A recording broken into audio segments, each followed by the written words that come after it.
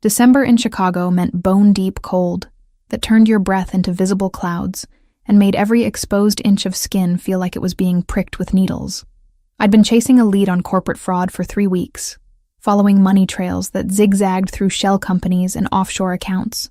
My editor at the Tribune wanted results, and I was determined to deliver them even if it meant spending my evenings in parking garages interviewing nervous accountants.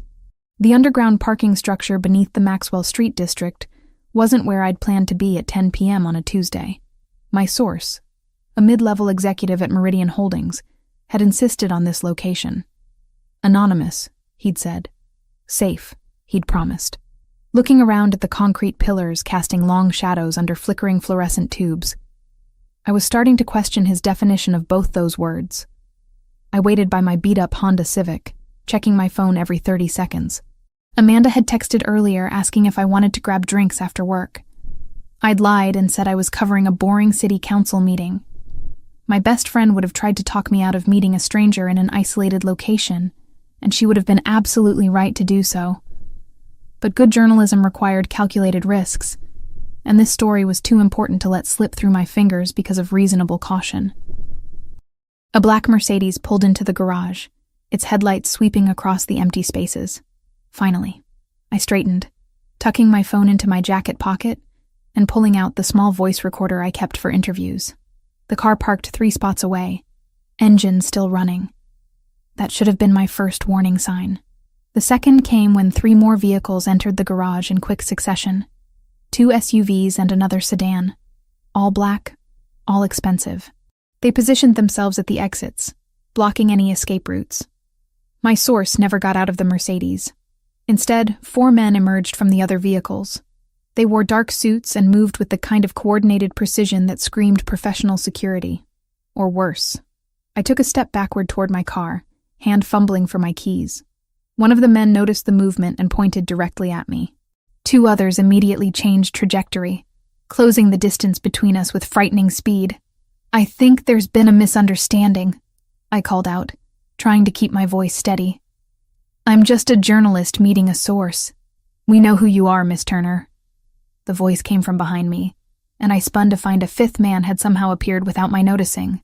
He was younger than the others, maybe early 30s, with dark hair styled back from his face, and eyes so dark they looked black in the dim lighting. He wore an expensive charcoal suit, with a white dress shirt open at the collar, revealing a thick gold chain.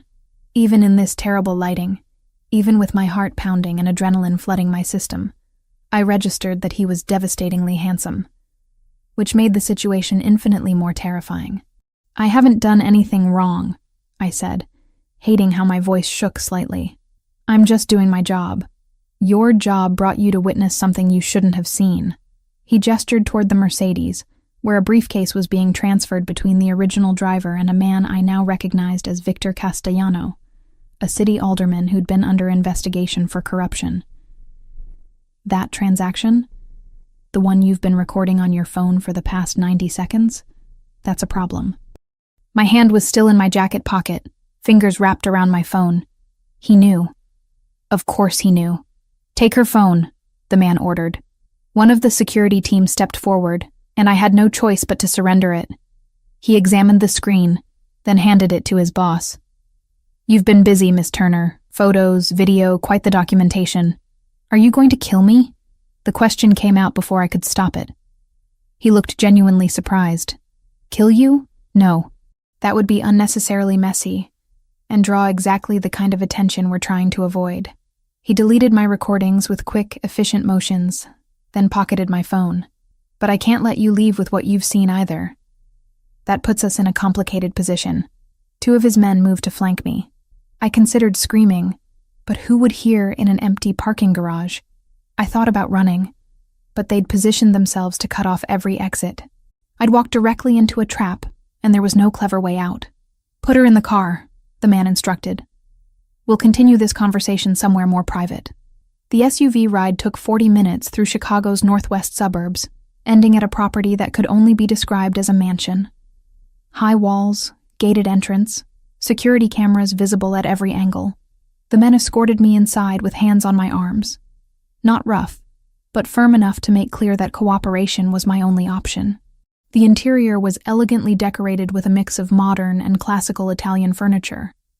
Art that looked expensive, hung on walls painted in warm neutrals. This wasn't a warehouse or abandoned building where bad things happened to unlucky witnesses. This was someone's home. They led me to a study lined with bookshelves, sat me in a leather chair across from a massive desk, and waited. Minutes stretched into an uncomfortable silence before the man from the garage entered, closing the door behind him. Chloe Turner, 27, investigative journalist for the Chicago Tribune, he said, reading from a file that had appeared on his desk. Parents deceased. Car accident when you were 19. No siblings. Graduated from Northwestern with a journalism degree. Minor in economics. You've been chasing the Meridian Holdings story for 6 weeks. He looked up. How close were you to publishing? I don't have to answer your questions. You're absolutely right. You don't. He leaned back in his chair, studying me with an intensity that made me want to squirm. But you're here, in my home, because you witnessed a transaction between my organization and a city official. That makes you a liability. I'm trying to determine what kind of liability. Your organization, I repeated. Understanding clicked into place. Your Mafia. I prefer to think of my family's business as diversified interests with international reach, but yes, if you want to use crude terminology. He didn't seem bothered by the accusation. My name is Nicholas Versiani. And now we have a problem, Miss Turner, because you can't unknow what you've seen. My phone buzzed in his jacket pocket. Probably Amanda wondering why I wasn't answering. Nicholas pulled it out, glanced at the screen, then showed it to me. Amanda's name and photo filled the display. Your friend is worried about you, he observed. Should we let her know you're safe? Don't involve her in this. I have no intention of involving anyone else. This situation is complicated enough. He silenced the phone and set it on his desk. Here's what's going to happen. You're going to stay here tonight while I verify your story and determine the best path forward. Tomorrow we'll have a more detailed conversation about your future. You mean whether I'm going to disappear permanently? That would be the inefficient solution. His phone rang, and he answered with a curt greeting in Italian. The conversation lasted maybe 30 seconds before his expression changed completely. All the cold calculation replaced by something raw and human. Fear. Grief. He responded in the same language, voice rougher now, then ended the call. He sat motionless for a long moment, and I watched the transformation from dangerous crime boss to someone who'd just received devastating news. What happened? I asked, and immediately wondered why I cared. My grandmother. He said it so quietly I almost didn't hear. She's been fighting cancer for 8 months. The doctors just called. She has days, maybe a week. She's asking for me. I'm sorry. He looked at me like he'd forgotten I was there. Then his phone rang again, and he answered in Italian, listened, and responded with increasing urgency. When he ended the call, he turned to study me with new intensity. My grandmother has one final wish before she dies, Nicholas said slowly. She wants to see me settled, happy, with someone who makes me want to build a life beyond just the business. He stood, walked around the desk, and crouched to my eye level. She wants to meet my girlfriend at our family's Christmas Eve dinner 2 weeks from tonight. I don't understand what that has to do with me. It has everything to do with you, Miss Turner. Because you're going to be that girlfriend. The guest bedroom where they installed me was larger than my entire apartment. King-sized bed with silk sheets. Attached bathroom with marble countertops. A window overlooking manicured gardens lit by subtle landscape lighting. It was beautiful and terrifying in equal measure. I didn't sleep. How could I? 24 hours ago, my biggest problem had been meeting my article deadline. Now I was being held captive by the Mafia and forced into a fake relationship with a crime boss whose grandmother was dying. The absurdity of the situation would have been funny if I wasn't so genuinely scared. Around 7 a.m., someone knocked on my door. A middle-aged woman with kind eyes entered carrying a tray of breakfast. Fresh fruit, pastries that smelled amazing, coffee that probably cost more than my usual grocery budget. She introduced herself as Maria, the housekeeper, and informed me in lightly accented English that Mr. Versiani would meet with me at 9 o'clock. I picked at the food, too anxious to really taste anything, then showered and changed back into yesterday's clothes. My phone was still with Nicholas, which meant Amanda had no way to reach me. She'd be worried by now, probably calling my editor, maybe even considering filing a missing persons report. At precisely 9, Maria returned to escort me downstairs. We wound through hallways decorated with family photos. Nicholas as a child with an elderly couple who must have been his grandparents. Formal portraits of people in expensive clothing. Candid shots from various celebrations. No parents anywhere in the collection, which lined up with what he'd said about losing them. Nicholas was waiting in the same study from last night, but daylight streaming through tall windows made everything look different. Less intimidating, more like an actual workspace. He'd changed into dark jeans and a black sweater, the gold chain still visible at his collar. Without the formal suit, he looked younger, more approachable. Still dangerously handsome, though. That hadn't changed. "Good morning, Miss Turner. I trust you slept well." "I didn't sleep at all, actually. Turns out being kidnapped by the Mafia doesn't promote restful nights. Technically, you witnessed a crime and were detained for questioning. Kidnapping implies ransom demands and violence, neither of which are part of this situation." He gestured to the chair across from his desk. "Please, sit. We have a great deal to discuss." I remained standing. "I want my phone back. My friend Amanda is probably losing her mind wondering where I am."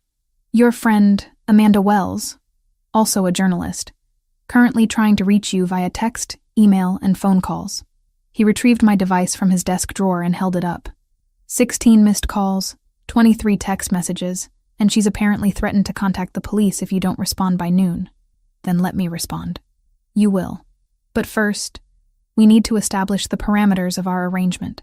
He unlocked my phone, which shouldn't have been possible given my password, but clearly this man had resources, and began typing. "You're going to tell her that you're covering an investigative story out of state. Something urgent that came up suddenly. You'll be unavailable for the next 2 weeks, but you're perfectly safe. She won't believe that. Make her believe it. Your friend's safety and yours depends on maintaining the fiction that everything is normal in your life." He finished typing and showed me the screen.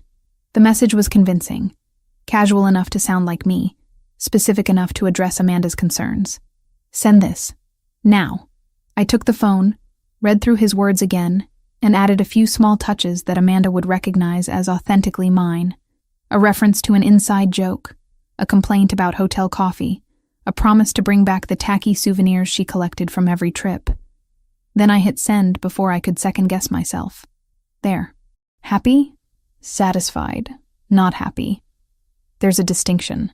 He pocketed my phone again. Now we can discuss the actual situation. My grandmother, Lucia Versiani, is 83 years old.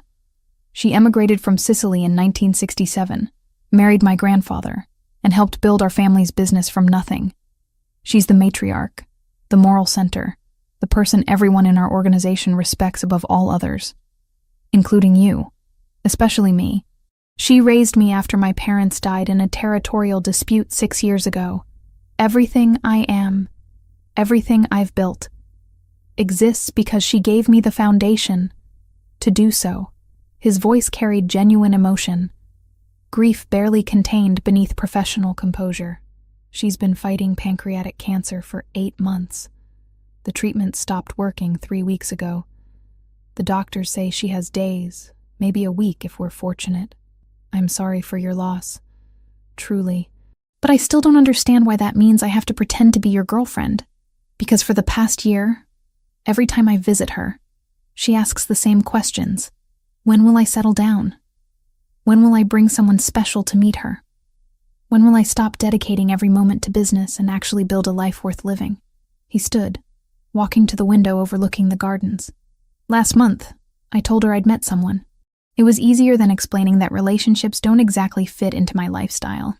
She was so happy, Miss Turner. For the first time since her diagnosis, she smiled like she used to.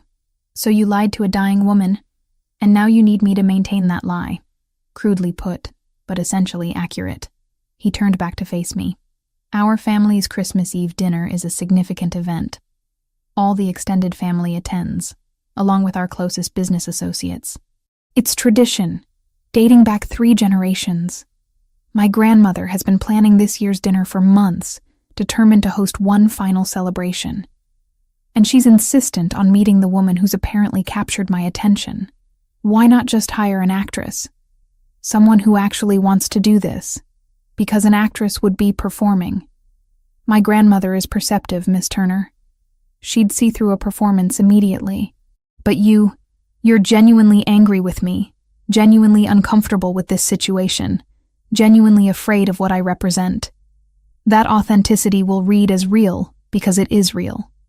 He returned to his desk, pulling out a contract.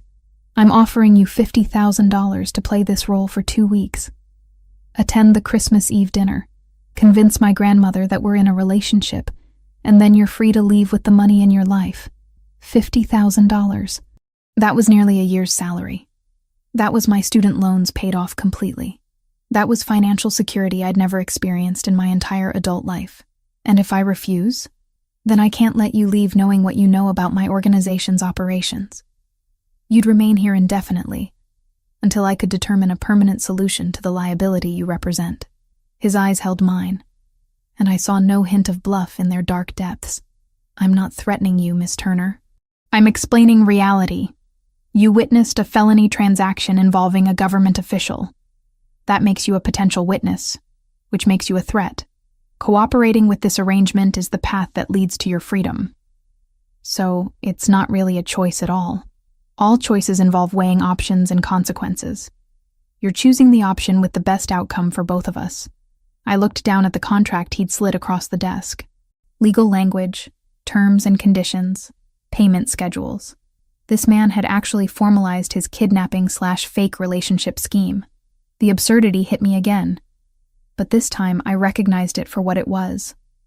A man desperate to give his dying grandmother one final moment of peace, regardless of the methods required. I'll need my own clothes. My apartment key is in my jacket pocket back in my car, which I assume your people have already retrieved from that parking garage. Already done. We collected your vehicle last night and had it transported here. Your keys, wallet, and other personal belongings are in the guest room. And yes, we can send people to your apartment to collect appropriate clothing and necessities. I'll give you a list, but I want to call Amanda. Actually speak to her, not just text. You'll have supervised calls each evening. 5 minutes, general reassurances. Nothing that reveals your actual location or situation. This is insane. Yes, he agreed simply, but it's the situation we're both in. Are you going to sign the contract, Miss Turner? I picked up the pen lying beside the papers. My hand trembled slightly as I signed my name on the designated line, officially agreeing to the most bizarre proposition of my life. Excellent. Now we can begin your preparation. Nicholas pulled out a leather-bound notebook. You need to learn everything about me. My history, my preferences, my family, my business associations. We need to develop a believable story for how we met, how long we've been together, what our relationship dynamic looks like. My grandmother will ask detailed questions, and inconsistent answers will raise suspicions we can't afford. How long have you supposedly been dating this fictional girlfriend? 3 months. We met at a gallery opening in October. You're an art journalist, not investigative. Safer story, less likely to intersect with people who might recognize you from your actual work. He started writing notes. We'll keep your real name and general background, changing only the specific details that might complicate things. And you expect me to memorize all of this in less than 2 weeks? You're an investigative journalist. Research and retention are literally your profession. He slid the notebook across the desk. Start reading. We'll begin practical exercises this afternoon. The notebook contained pages of information. Nicholas's childhood in Sicily before his family immigrated. His parents' deaths in what was described as a business dispute. His grandmother's role in raising him. Names and relationships of dozens of family members and associates. Birth dates, preferences, habits, histories. It was overwhelming. This is like studying for the world's most dangerous exam. Accurate comparison. Failure means my grandmother dies knowing I lied to her, and you remain trapped in a situation neither of us wants prolonged. He checked his watch. You have 3 hours to review the basic materials. We'll have lunch together in the dining room, where you'll practice casual conversation as if we're actually a couple. Roberto, my second in command, will observe and provide feedback. You're going to critique my fake girlfriend performance? Would you prefer to fail in front of my grandmother? Roberto's blunt, but he's not dying of cancer. Better to make mistakes in practice than during the actual event. Nicholas stood, apparently considering our meeting concluded. Maria will show you to the library, where you can study without interruption. Read everything, Miss Turner. Your freedom depends on this working. I wanted to argue, to push back against this insanity. But what option did I have? I'd signed the contract. I'd witnessed too much. I was trapped in this beautiful mansion with a handsome criminal who needed me to lie to his dying grandmother. The library was exactly what you'd expect from a mansion owned by someone with virtually unlimited resources. Floor-to-ceiling bookshelves, comfortable seating, natural light flooding through tall windows. I settled into a leather armchair and started reading. Nicholas Versiani was 32 years old. Born in Palermo, Sicily, to parents who'd continued the family business his grandparents started after immigrating to Chicago. Educated at private schools, fluent in Italian and English, degree in economics from a university I'd never heard of, but that Google informed me was extremely prestigious and expensive. His parents, Giovanni and Francesca Versiani, died 6 years ago when a rival organization targeted their vehicle. Nicholas had been 26, already deeply involved in the family business, already being groomed to take over leadership. The details were intimate and specific. His favorite food was his grandmother's homemade pasta. He collected Italian first edition books. He preferred wine over liquor. He'd never been married but had been in 2 serious relationships that ended badly. He hated winter, but tolerated Chicago's brutal cold for his grandmother's sake. He spoke to her daily, visited her twice weekly, and would apparently commit fraud and kidnapping to give her peace in her final days. 3 hours passed faster than I expected. Maria appeared to escort me to the dining room, where Nicholas was already seated at one end of a table that could have accommodated 20 people comfortably. Roberto stood near the wall, arms crossed, expression skeptical. Miss Turner, please, sit beside me rather than at the opposite end. We're supposed to be intimate, remember? Nicholas gestured to the chair immediately to his right. I sat, acutely aware of Roberto's scrutiny and Nicholas's proximity. This close, I could smell his cologne, something expensive and subtle that probably cost more than my monthly rent. Maria served lunch, pasta with a cream sauce that tasted incredible despite my complete lack of appetite. Nicholas ate calmly, occasionally asking me questions about the material I'd read. When I answered correctly, he'd nod approval. When I hesitated or got details wrong, Roberto would make disapproving sounds. Your grandmother's name is Lucia, middle name Margarita, maiden name Catalano. She's 83, born in 1942 in a village outside Palermo. She married your grandfather Antonio in 1964, immigrated to Chicago in 1967. They had 3 children. Your father Giovanni was the oldest, then your Aunt Rosaria, then your uncle Giuseppe. She's been widowed for 12 years since Antonio died of a heart attack. Good. And how did we meet? Gallery opening in October. You were there for business. I was covering it for the art section of a magazine. We started talking about a sculpture you hated, bonded over shared terrible taste in modern art, and you asked for my number. Who asked for whose number? Roberto interjected. I looked at Nicholas, unsure. He raised an eyebrow, waiting. You asked for mine, I decided. You're confident enough to make the first move, and it fits your personality profile better. Acceptable, Roberto said grudgingly, but you need to sound more certain. Hesitation indicates lying. The afternoon continued in this fashion. Questions, corrections, uncomfortable proximity to Nicholas as we practiced the small intimacies that couples display naturally. His hand on my shoulder as he stood behind my chair. My hand on his arm as I made a point during conversation. The casual touches felt alien and forced, which Roberto noted immediately. You flinch every time he touches you. That reads as fear, not affection. Maybe because I am afraid, I snapped. Maybe because this entire situation is terrifying and unnatural. Then get over it quickly, Roberto shot back. Mrs. Versiani isn't stupid. She'll notice if her grandson's girlfriend acts like he's dangerous. He is dangerous. To his enemies. not to the woman he supposedly loves. Roberto moved closer, his presence intimidating. You need to understand something, Miss Turner. Nicholas would never hurt someone under his protection. He couldn't save his parents, couldn't save his sister. Those failures haunt him. He'd die before letting harm come to anyone he claims to care about. I looked at Nicholas, who'd gone very still. Your sister? That's not in the notebook, he said quietly. No, because it's not something I discuss. But Roberto's right. You should know. Nicholas set down his fork, appetite apparently gone. 5 years ago, my younger sister Carla was killed in a kidnapping attempt. She was 21, studying at university, supposed to be safe under our security protocols. She wasn't involved in the business, wasn't part of any conflicts, just an innocent who died because someone wanted to hurt me. The grief in his voice was raw and real, and suddenly this intimidating crime boss looked like a man who'd lost too much too young. I'm sorry, I didn't know. How could you? It's not the kind of thing we advertise. He stood abruptly. Let's take a break. You've absorbed a great deal of information today. We'll resume tomorrow morning. I watched him leave, Roberto following after giving me one final assessing look. Then I was alone in the massive dining room, surrounded by expensive furniture and family photographs that told stories of loss and survival. My phone buzzed. Nicholas had returned it during lunch. Amanda had responded to my message, still skeptical, but apparently reassured enough not to call the police. I typed out another casual update, hating every lying word, but understanding that truth would put her in danger.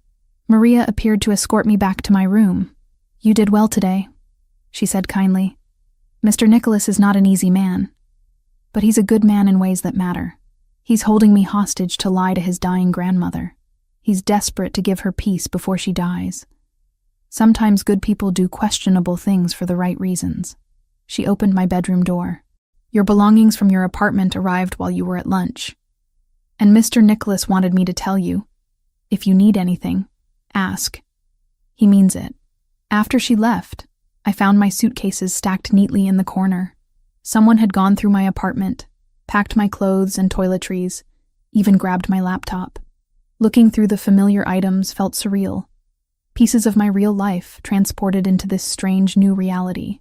I pulled out my phone and called Amanda, keeping it brief and casual despite the supervised call limitation. She believed my story about the out-of-state assignment, or at least pretended to believe it. When we hung up, guilt sat heavy in my chest. 2 weeks.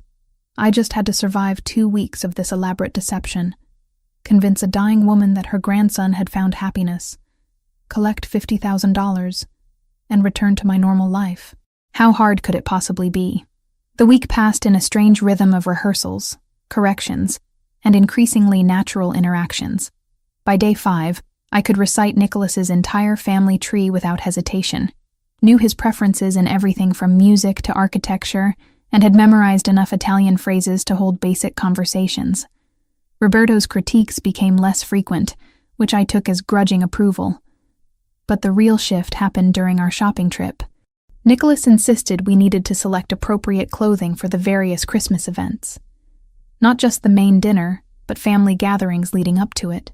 Church services, casual visits with his grandmother. I'd assumed he'd send me with Maria or one of his staff. But instead he drove us himself to an exclusive boutique in downtown Chicago that apparently stayed open late for special clients. The owner, a sophisticated woman named Elise, greeted Nicholas with familiar warmth.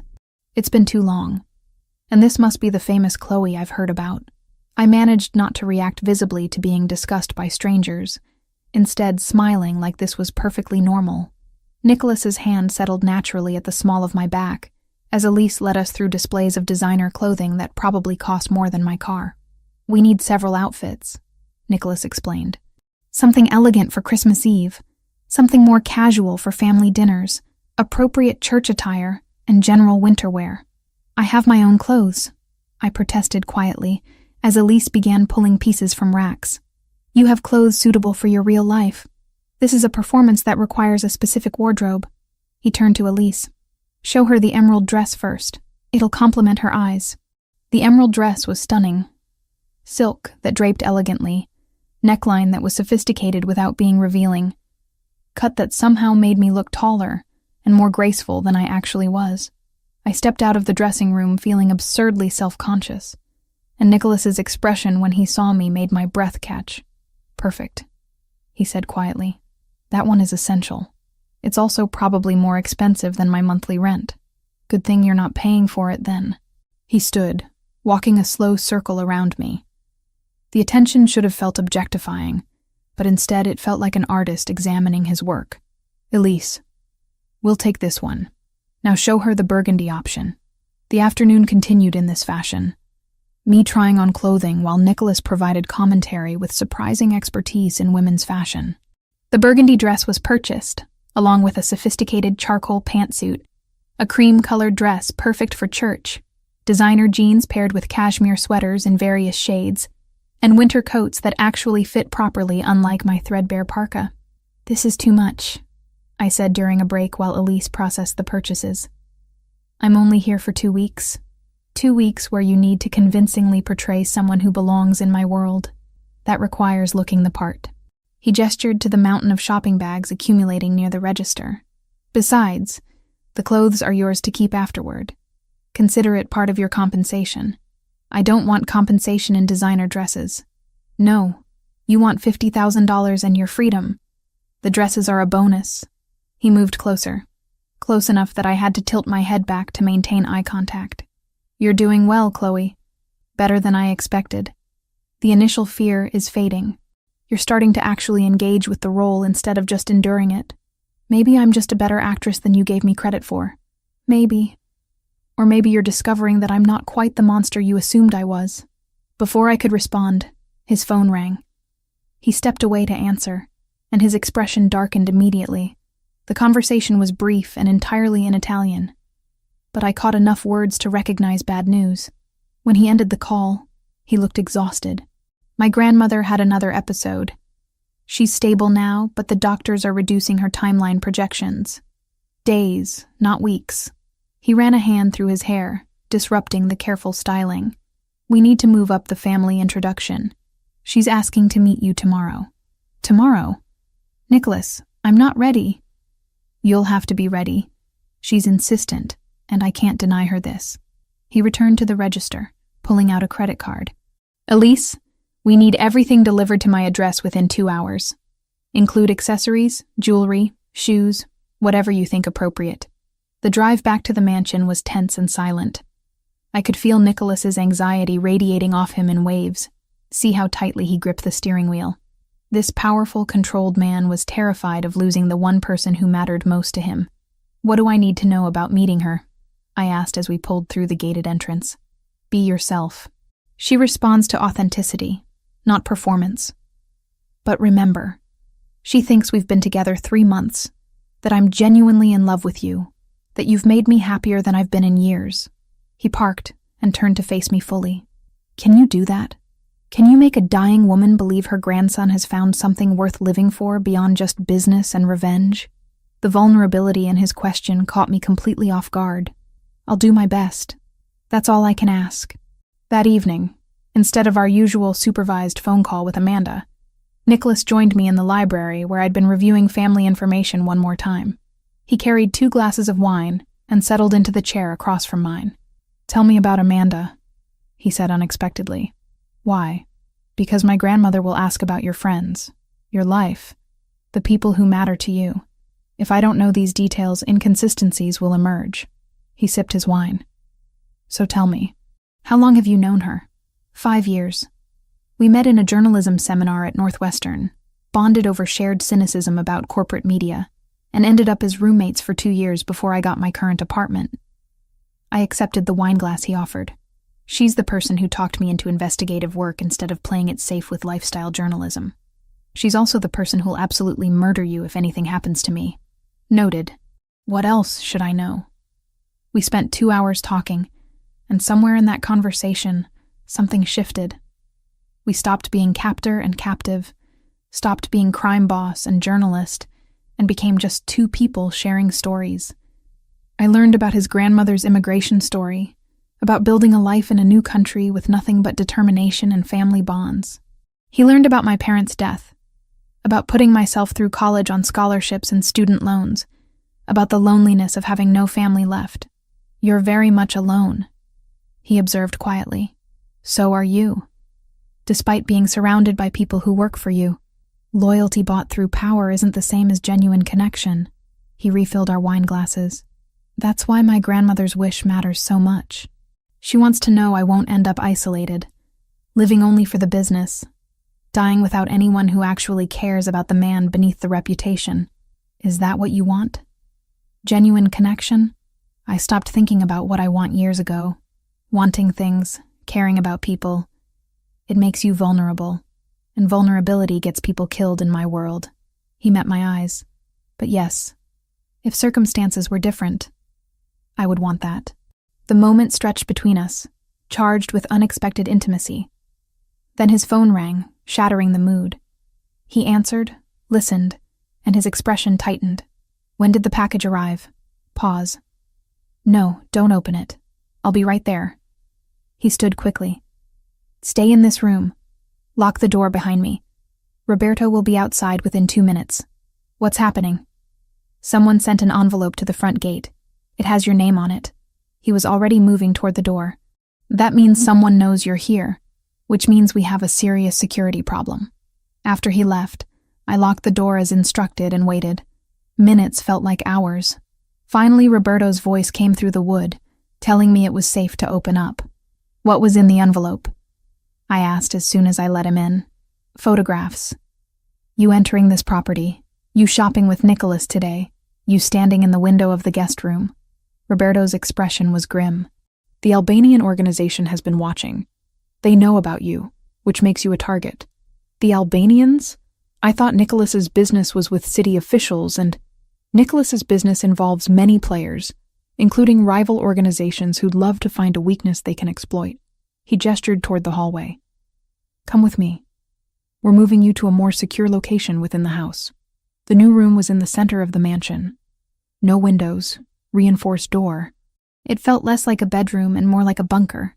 Nicholas arrived 20 minutes later, looking darker than I'd ever seen him. This changes things, he said without preamble. The Albanians are escalating. They've been looking for leverage against our organization since we took over several waterfront territories they wanted. Finding out about you gives them exactly that leverage. So what do? We accelerate the timeline. Family dinner is now in 5 days instead of 2 weeks. We'll host it here where security is tightest. And you... He moved closer, and I saw genuine fear in his eyes. You don't leave this property under any circumstances until this is resolved. The Albanians have no problem targeting civilians to make their point. You're saying I'm in actual danger because of your business conflicts. Yes. Which is why I'm doubling your security detail and keeping you close. He pulled out his phone, showing me the photographs that had been delivered. They were recent, detailed, invasive. They're sending a message. They know where you are, who you are, and they're considering their options. Options like kidnapping me? Or worse. He pocketed the phone. I won't let that happen. Whatever else you might think of me, understand this. I protect what's mine. And right now, for better or worse, you're under my protection. I'm not yours. To them, you are. And that's all that matters. He moved toward the door, then paused.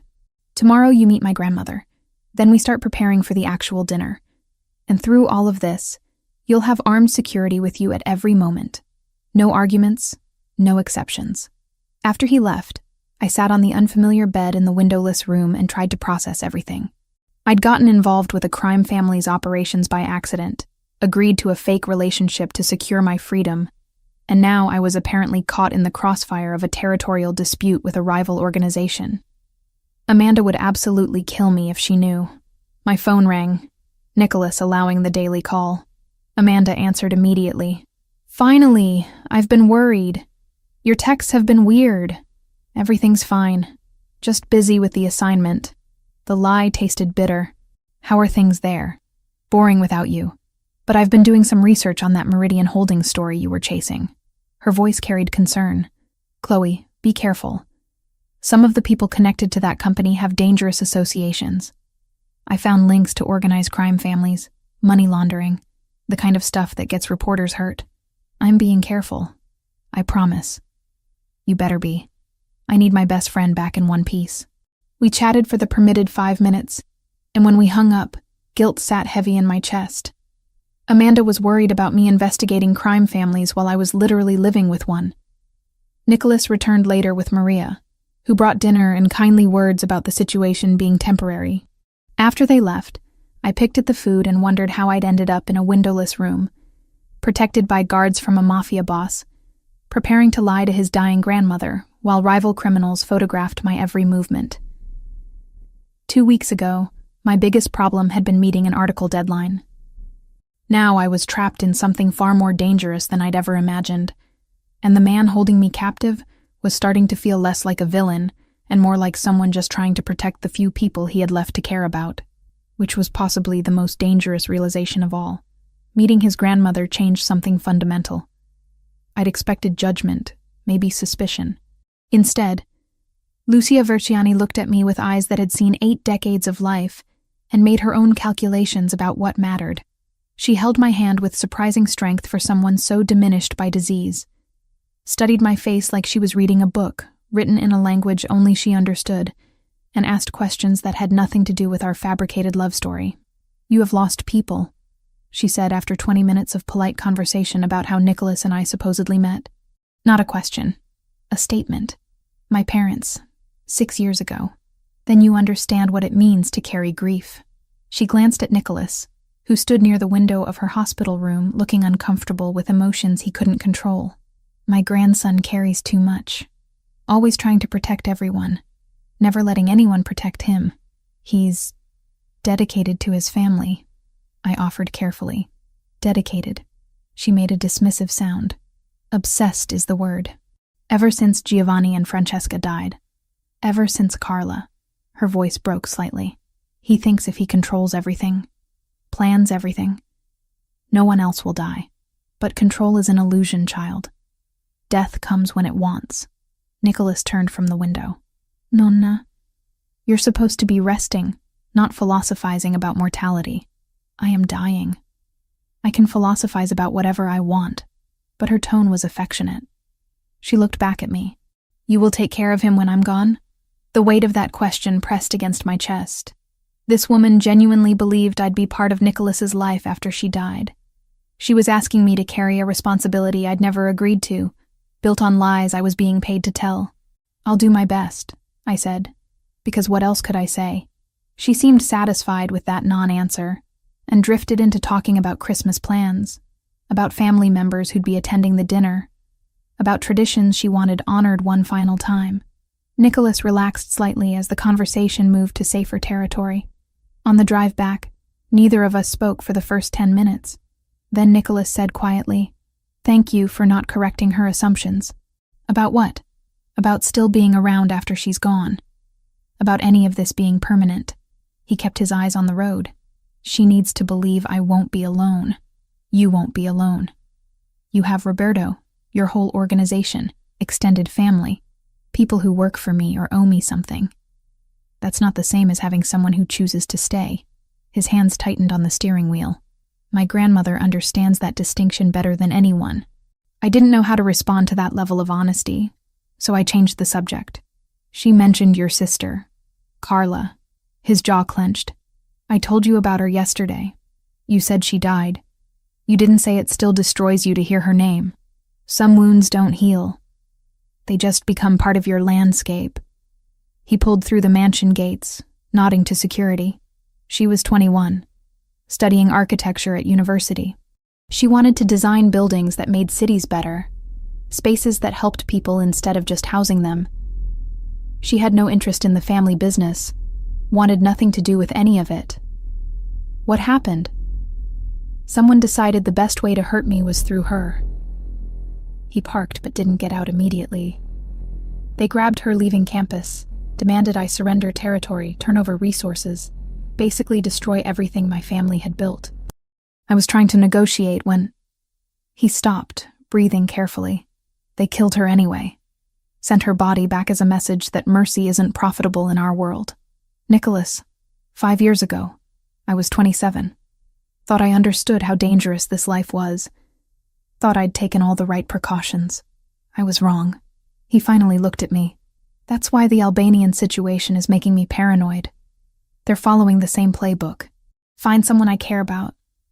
Use them as leverage. Force my hand. I won't make the same mistake twice. But you barely know me. I'm not actually someone you care about. No. His gaze held mine. You're living in my house. My grandmother adores you after one meeting. You've seen me vulnerable in ways I don't show anyone. At what point does barely knowing someone become irrelevant to how dangerous losing them would be? Before I could process that statement, Roberto appeared at the car window, expression urgent. Nicholas rolled it down. We need to talk. Now. Inside Nicholas's study, Roberto laid out a series of photographs on the desk. More surveillance shots. Me in the garden 3 days ago. Nicholas and me at the boutique. Even images from inside the mansion taken through windows. They're escalating, Roberto said. These photos were delivered an hour ago with a note. Pretty bird in a cage. Wonder what happens when the cage opens. Arbin's getting impatient. Nicholas examined each image. He wants me rattled. Wants me making mistakes. The dinner is in 5 days. We should postpone. No. Nicholas's tone left no room for argument. Postponing signals weakness. We proceed as planned, but we accelerate security protocols. I want every entrance monitored, every guest vetted twice, armed presence at all access points. And her? Roberto glanced at me. She doesn't leave the interior rooms until the dinner. No exceptions. I'm standing right here, I pointed out. You could address me directly instead of talking around me like I'm furniture. Nicholas's attention snapped to me. You're not furniture. You're a liability I'm trying to protect while managing a territorial dispute with an organization that's killed for less provocation than what we're dealing with. Forgive me if my manners aren't perfect under the circumstances. Your manners are fine. Your habit of making decisions about my life without consulting me is less fine. Would you prefer I consult you before ordering people not to let you get kidnapped or killed? Should we have a committee discussion about optimal security procedures? I'd prefer you remember that I'm a person with agency, not just a problem to be managed. I stopped mid-sentence because my phone was ringing. Amanda's number flashed on the screen. Nicholas held up a hand, a signal to be careful. I answered, putting it on speaker as we'd been doing for every call. Chloe, thank God. Are you okay? I'm fine. What's wrong? Someone came by the Tribune asking about you today. Wanted to know what story you were working on, where you'd gone, when you'd be back. The receptionist gave the standard no comment about employee assignments response, but the guy was persistent. Really persistent. My stomach dropped. What did he look like? Dark hair, accent she couldn't place, expensive suit. He left a card with just a phone number on it and said if you wanted to discuss mutual interests, you should call. Nicholas and Roberto exchanged looks. Albanian operatives fishing for information. Amanda, listen carefully. Don't engage with anyone asking about me. If someone approaches you again, tell building security immediately. Chloe, what the hell is going on? This story you're supposedly covering, it's not adding up. You've been gone almost 2 weeks with barely any contact. Now mysterious men are showing up asking questions. I can't explain right now. Just trust me that I'm safe. I'm handling something complicated, and I need you to be careful until I'm back. That's not reassuring. I know. But it's all I can give you right now. I hated the fear in her voice, hated that my choices were putting her at risk. Please, Amanda, just be cautious. After we hung up, the silence in the study was oppressive. They're mapping your connections, Roberto said. Standard intimidation tactics. They want you to know they can reach your friends if they want to. Amanda has nothing to do with any of this, I said, anger rising. She's a journalist, a civilian. You don't bring civilians into your wars. We didn't bring her in. Arbin did. Nicholas was already pulling out his phone. But we're going to protect her anyway. Roberto, put a discreet security detail on Amanda Wells. Make sure she doesn't notice, but make sure no one gets close to her without us knowing about it. You're going to have me followed? I demanded. I'm going to have your best friend protected from people who might use her to hurt you, which would hurt me, which is the entire point of their strategy. Nicholas moved closer. This is how it works, Chloe. In my world, everyone connected to a target becomes a target themselves. I'm sorry that reality is uncomfortable, but it's reality nonetheless. So now Amanda is trapped in this because I witnessed your illegal business deal. Now Amanda is protected because you matter to me more than either of us planned for. He said it simply, like stating a fact rather than admitting something significant. The study door opened without warning. Maria stood there, which was unusual. She always knocked. Her expression was stricken. Mr. Nicholas. The hospital called. Your grandmother. She couldn't finish the sentence. Nicholas went absolutely still. Is she? She had a cardiac episode. They stabilized her, but the doctor says it's time. He's suggesting you come now if you want to, if there are things to be said. He was moving before Maria finished speaking, grabbing his jacket, keys. Then he stopped and looked back at me. Come with me. Nicholas, I shouldn't. This is private. Family. You're supposed to be my girlfriend. She asked to see you again. Please. The last word cost him something to say. We made the drive in half the time it should have taken, Nicholas white-knuckling the steering wheel while Roberto navigated from the passenger seat. I sat in back, uselessly trying to think of something comforting to say and coming up empty. Lucia was awake when we arrived, but visibly weaker. Tubes and monitors surrounded her bed, and her breathing had a labored quality that made my chest ache in sympathy. Nico, she said softly when she saw him. Always rushing. I'm not leaving quite yet. The doctor says many things. I say I have enough left in me to make sure you're properly settled. Her gaze found mine. Come here, girl. I approached the bed. She took my hand again. That same surprising grip. Promise me something, she said. When I'm gone, don't let him disappear into the business. Don't let him forget how to be human. Make him go to church sometimes. Make him eat real food instead of whatever Roberto throws at him between meetings. Make him remember that life is more than power and revenge. Nonna? Chloe doesn't need to promise. She does. Because you won't keep those promises to yourself. Lucia squeezed my hand. You'll take care of him? The lie stuck in my throat. This woman was dying, asking me to care for her grandson after she was gone, believing in a future that would never exist. But looking into her eyes, seeing the desperate hope there, I couldn't bring myself to shatter that illusion. I'll take care of him, I whispered. Good. She relaxed slightly. Now let me talk to my grandson alone. I stepped outside the room, giving them privacy. Through the small window in the door, I watched Nicholas sit beside her bed, head bowed close to hers, her hand clasping his. Whatever she was saying made his shoulders shake, and I realized with a start that he was crying. This powerful man who commanded a criminal organization, who ordered people's fates with a word, who'd kidnapped me to serve his purposes. He was crying beside his dying grandmother, and something in my chest cracked watching it. Roberto appeared beside me. She's the only person he's ever let see him break. She's his family. Of course he'd break. You don't understand how rare that is in our world. Showing weakness even to family can get you killed. But with her, he's always just been Nico. Not the boss, not the heir, just her grandson. Roberto's expression softened. He's going to be unbearable after she's gone. All that grief with nowhere to put it except into work and violence. Then maybe someone should make sure he has somewhere else to put it. Maybe someone should. Roberto looked at me meaningfully. If that someone is planning to stick around long term. Before I could respond to that loaded statement, Nicholas emerged from the room. His eyes were red, but his expression was composed again. She wants to rest. The doctor says it could be tonight, could be a few more days. Her heart is failing, but she's stubborn. He rubbed his face. We're moving the dinner up, day after tomorrow. If she's still here, we'll bring everyone to her after. If she's not, his voice caught. If she's not, at least I kept my promise to give her one last Christmas. We drove back in silence.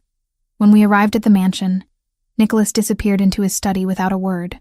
Maria whispered that this was normal, that he needed space to process, that I shouldn't take it personally. But hours passed, and when I finally worked up the courage to check on him, I found him sitting in the dark, a bottle of whiskey mostly empty on the desk, staring at nothing. You should eat something, I said from the doorway. Not hungry. Nicholas. She made me promise to be happy. He laughed bitterly. Can you imagine? Her dying wish is that I stop focusing solely on business and revenge and actually build a life worth living. She has no idea what she's asking. I moved into the room, closing the door behind me. Maybe she knows exactly what she's asking. Maybe she understands that you're destroying yourself and she wants better for you. There is no better in my world. There's survival and there's death. She's romanticizing something that doesn't exist. Or you've forgotten it can exist because you've spent 5 years punishing yourself for your sister's death. The words came out harsher than I intended. You can't protect everyone, Nicholas. You can't control everything. And drinking yourself unconscious the night before you're supposed to finalize security for a massive event probably isn't the strategic genius move you think it is. He looked up at me, expression unreadable. Why do you care? You're being paid to pretend to care. You don't actually have to. Maybe I'm a better actress than you gave me credit for. I grabbed the whiskey bottle from his desk. Or maybe watching you self-destruct is harder than I expected. Either way, you're going to eat something, drink water, and get some sleep. Tomorrow we have a dinner to finalize, and a grandmother to not disappoint. She's dying. I'm going to disappoint her by definition. As she's dying thinking you found someone who makes you want to be more than just the boss, don't disappoint her by proving that was a fantasy. I pulled him to his feet, surprised when he didn't resist. Come on. I led him to the kitchen, made him sit at the island while I rummaged through the refrigerator for something easy. Ended up heating leftover pasta Maria had prepared earlier. The entire time, he watched me with an intensity that made me hyper-aware of every movement. You know you don't have to do this, he said as I set the plate in front of him. Do what? Take care of me. That's not part of our arrangement. Consider it an investment in my own survival. If you're too drunk or sleep-deprived to make good decisions, the Albanian Mafia might actually succeed in kidnapping me. Purely selfish motives. I poured him water. Eat. He did, mechanically at first, then with more focus as actual hunger kicked in. When he finished, I pushed the water glass closer. All of it. Then bed. You're very bossy for someone who's technically my prisoner. I prefer to think of myself as an unwilling consultant on your terrible life choices. I leaned against the counter. Besides, your grandmother asked me to take care of you. I keep my promises, even the ones I'm forced into. Something shifted in his expression. You really meant that. When you promised her. I meant it in the moment. Whether it's possible long-term is a different question. He stood, closing the distance between us. We'd been in close proximity before, during the shopping trip, practicing couple behavior, the night I'd bandaged his shoulder. But this felt different, more raw, like all the pretense had been stripped away, and we were just two people who'd somehow ended up mattering to each other, despite all the reasons we shouldn't. What if I asked you to stay? He said quietly. Not because of the arrangement. Not because of my grandmother. Just because He stopped, seeming to struggle with the words. Just because you've become something I didn't plan for and don't know how to categorize. My breath caught. You're grieving. You're exhausted. You're not thinking clearly. I'm thinking more clearly than I have in years. His hand came up, hovering near my face without touching. You're not what I expected, Chloe. You were supposed to be a convenient solution to a temporary problem. Instead, you're... The moment shattered when his phone rang. He answered, listened, and every bit of softness disappeared from his expression. When? Pause. Both warehouses? Simultaneously? Another pause. Get everyone to the compound. Lock it down. I'm on my way. He ended the call and looked at me with something like regret. The Albanians just hit 2 of our major storage facilities. This isn't posturing anymore. It's war. What does that mean for the dinner? It means we're doing it tomorrow whether we're ready or not. It means the next 24 hours are going to be chaos. And it means... He stopped at the kitchen door, turning back. It means you stay in the interior rooms no matter what you hear or see. Promise me. Nicholas. Promise me, Chloe. I promise. He left, and I stood alone in the kitchen, heart pounding, wondering how a fake relationship with a criminal had somehow become the most real thing in my life, and wondering what would happen when reality came crashing down around us. Christmas Eve arrived wrapped in chaos barely contained. The mansion had transformed overnight. Decorations appeared as if by magic. Garlands wound through banisters, candles clustered on every surface, a massive tree in the entrance hall dripping with ornaments that looked antique and expensive. Tables were being arranged in the grand dining room by staff I'd never seen before, all moving with precision under Maria's watchful direction. I stayed in my interior room as instructed, watching the preparations through security monitors Nicholas had installed, so I wouldn't feel completely isolated. Armed guards positioned at every entrance, metal detectors disguised as decorative archways. Nothing about this looked like a family celebration. It looked like a fortress preparing for siege. Amanda had texted early that morning, a quick message saying someone had been following her but lost them near her apartment. The security detail Nicholas assigned was working, but knowing she was being watched because of me made guilt settle like concrete in my stomach. Maria arrived at noon with the dress Nicholas had selected, the emerald silk that had made his breath catch in the boutique. She helped me into it, arranged my hair in loose waves, applied makeup with an expert hand that made my features look sharper, more defined. "You look like you belong here," she said, stepping back to assess her work. "I don't, though. Belonging is a choice, not a birthright." She fastened a delicate gold necklace around my throat. Mr. Nicholas's grandmother believed that. She was an immigrant who built a life in a country that didn't want her. She chose to belong, and eventually everyone agreed. That's different. She had strength I don't have. "You have been living in this house for 2 weeks, surrounded by armed criminals, threatened by rival organizations, forced to lie to a dying woman, and you haven't broken." Maria's eyes met mine in the mirror. "You have more strength than you credit yourself for." Nicholas came to get me at 4. He wore a black suit, tailored so precisely, it looked like it had been grown on his body rather than sewn. White shirt, black tie, gold cufflinks catching light. The chain was gone, too casual for tonight's formality. He looked every inch the powerful boss everyone believed him to be. "You're stunning," he said, and for once there was no calculation in the compliment, just honest appreciation. "You clean up acceptably," I replied, trying to keep things light, despite the tension radiating off him. Roberto confirmed all guests. Everyone's been vetted twice. Security is as tight as we can make it without turning this into an obvious military operation. He offered his arm. "Ready to perform?" "As ready as I'll ever be." The first guests were already arriving as we descended the main staircase. I recognized some faces from the files I'd memorized. His Aunt Rosaria with her husband, his Uncle Giuseppe, and 3 cousins whose names I frantically recalled. They greeted Nicholas with embraces and rapid Italian, then turned curious eyes on me. "Everyone, this is Chloe," Nicholas said, his hand settling possessively at my waist. "Chloe, my family." Rosaria pulled me into a hug before I could react. Finally, a woman who can handle my nephew. We were starting to think he'd die alone with his account books. "I'm still here, Zia," Nicholas said dryly. "And thank God for it." She switched to English with barely a trace of accent. "You're the journalist, yes? The one who argued with him about terrible art?" "That's me. Though in my defense, the sculpture really was awful." She laughed, and some of the tension in my shoulders eased. Maybe this wouldn't be complete disaster. More guests filtered in over the next hour. Business associates whose smiles didn't reach their eyes. Allied family representatives assessing me like I was a stock they were considering investing in. A few politicians I recognized from the news, here despite the obvious risk to their reputations. Everyone played their parts beautifully. This was a Christmas celebration. Nothing more. Nothing threatening. But I saw the security team positioned throughout the house. Saw the way certain guests got additional screening. Saw Nicholas tracking every movement with hypervigilant attention, even as he played the gracious host. Roberto appeared beside me during a lull in introductions.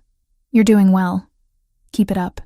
I feel like I'm defusing a bomb while wearing heels." Accurate metaphor. He scanned the room constantly. "We had a situation at the East Gate 20 minutes ago. False alarm, but everyone's on edge." Define false alarm. Someone tried to approach claiming they were invited. They weren't on the list. We turned them away. Probably nothing. But given the Albanian situation, we're not assuming anything is innocent. Nicholas rejoined us before I could respond, his hand finding the small of my back with practiced ease. Problem? Just briefing her on the gate situation, Roberto said, which she didn't need to know about because it's handled. Nicholas's tone carried a warning. To me, he said, "There's someone I want you to meet." He led me toward an older man standing near the fireplace, white hair combed back, expensive suit, eyes that missed nothing. Power radiated off him in waves almost as strong as Nicholas's. "Don Salvatore," Nicholas said respectfully. "May I introduce Chloe Turner?" The man's handshake was firm, assessing.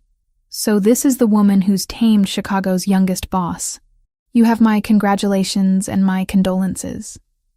"Mostly condolences," I replied, earning a surprised laugh. "She's sharp. I like her." Don Salvatore studied me openly. "You know what you've gotten yourself into, girl." "I'm starting to understand the scope of my mistake, yes." "Good. Honesty is rare in this world." He turned to Nicholas. "Your grandmother must be pleased." "She is. Unfortunately, she's not strong enough to attend tonight. We'll visit her at the hospital afterward with immediate family. Give her my regards. Lucia Verciani is one of the finest women I've had the privilege to know." The Don's expression softened. "She deserves to see her grandson happy before she goes." After he moved away, I whispered, "Who is he really?" "Head of the Salvatore family. Controls most of the East Coast operations. If he disapproves of something, it doesn't happen. His approval tonight means you've passed a test you didn't know you were taking." "Wonderful. More pressure." Dinner was announced, and the crowd migrated to the dining room. The table was spectacular. Crystal, china, centerpieces that probably cost more than my car. Place cards arranged everyone with strategic precision. I was seated beside Nicholas at the head, with Don Salvatore to my other side and Rosaria across from me. The meal progressed in waves: antipasti, pasta, fish, meat, each course more elaborate than the last. Wine flowed freely. Conversation rose and fell in multiple languages. I fielded questions about my work, my family, how I dealt with Nicholas's demanding schedule. I lied smoothly, the story we'd crafted becoming easier to tell with each repetition. But under the surface, tension hummed. Nicholas barely touched his food, his attention constantly scanning the room. Roberto stood near the door, earpiece visible now, no longer pretending this was just a party. Other security personnel had positioned themselves at every exit. Midway through the main course, my phone buzzed in the small clutch I'd brought. Amanda's name flashed on the screen. I glanced at Nicholas, who gave a subtle nod. I excused myself, moving to an anteroom off the dining area. "Amanda, everything okay?" "Define okay." Her voice was strained. "The guy following me is gone, but there's someone watching my building. Black car, tinted windows, been there for hours. Chloe, what the hell is going on? And don't tell me you're covering a story out of state because I'm not an idiot. I can't explain right now, but the security watching you, they're there to protect you, not hurt you." "Security? Chloe, are you in danger?" Before I could answer, I heard raised voices from the entrance hall, not shouting, but urgent. Nicholas appeared in the doorway of the anteroom, expression hard. "We need to end this call, now. Amanda, I have to go. Stay inside your apartment. Don't open the door for anyone except police with visible badges. I'll call you when I can." "Chloe," I hung up, guilt and fear warring in my chest. "What's happening?" "Carlo's here. My cousin. The one we identified as the traitor working with the Albanians." Nicholas's jaw was tight. "He's demanding entry, claiming he has a right to attend family Christmas. Do you let him in? If I don't, he'll make a scene that draws attention we can't afford. If I do, we have a confirmed Albanian informant inside the house during our most vulnerable gathering." He pulled out his phone, typing rapidly. "Roberto's running interference, but I need to handle this personally. Come with me." We returned to the dining room. Nicholas stood, raising his wineglass. "My apologies for the interruption. There's a small matter at the entrance that requires my attention. Please, continue enjoying your meal. I'll return momentarily." The murmur of conversation resumed as we exited. In the entrance hall, Carlo stood flanked by two of Roberto's security team. He was younger than I expected, maybe 25, with Nicholas's dark coloring but without the same presence. When he saw us, His expression twisted into something ugly. Finally, the great Nicholas Verciani graces me with his attention. Carlo's words slurred slightly. He'd been drinking. Too busy with your new toy to remember family? You're not invited, Carlo. You know why? Because you think I'm a traitor? You have no proof. I have surveillance footage of you meeting with Albanian operatives 3 times in the past 2 weeks. I have financial records showing payments from shell companies tied to Arben's organization. I have testimony from 2 of my men who witnessed you passing information about our security protocols. Nicholas's voice was deadly calm. So yes, I think you're a traitor. I know you're a traitor. Carlo lunged forward, held back by security. You never gave me a chance. Always the golden grandson. Always the one Nonna loved most. Always the heir. I'm family too, Nicholas. You sold out your family for money and resentment. That makes you less than nothing. Nicholas moved closer, voice dropping. You have one chance to walk away from this alive. Tell me what Arben is planning. Tell me what tonight's real target is. Do that, and I'll let you disappear instead of ending this the traditional way. Go to hell. Wrong answer. Nicholas nodded to Roberto, who moved with frightening speed. Carlo was on the ground before I fully processed what happened, zip ties binding his wrists. Take him to the lower storage room, Nicholas ordered. We'll deal with this after the guests leave. As they dragged Carlo away, he screamed threats and obscenities in Italian. Some of it I understood. Curses against Nicholas, against his grandmother, against me. The word puttana came through clearly. Whore. Nicholas went absolutely still. Then, deliberately, he walked over to where Roberto had pinned Carlo and crouched down to eye level. You can insult me all you want. That's your right as a soon-to-be-dead man, but you will not disrespect her. Understood? Carlo spat in his direction. Nicholas didn't flinch, just stood and nodded to Roberto. Make sure he's secured, and check every guest. I want to know if anyone else here is compromised. We returned to the dining room. I was shaking slightly, adrenaline flooding my system.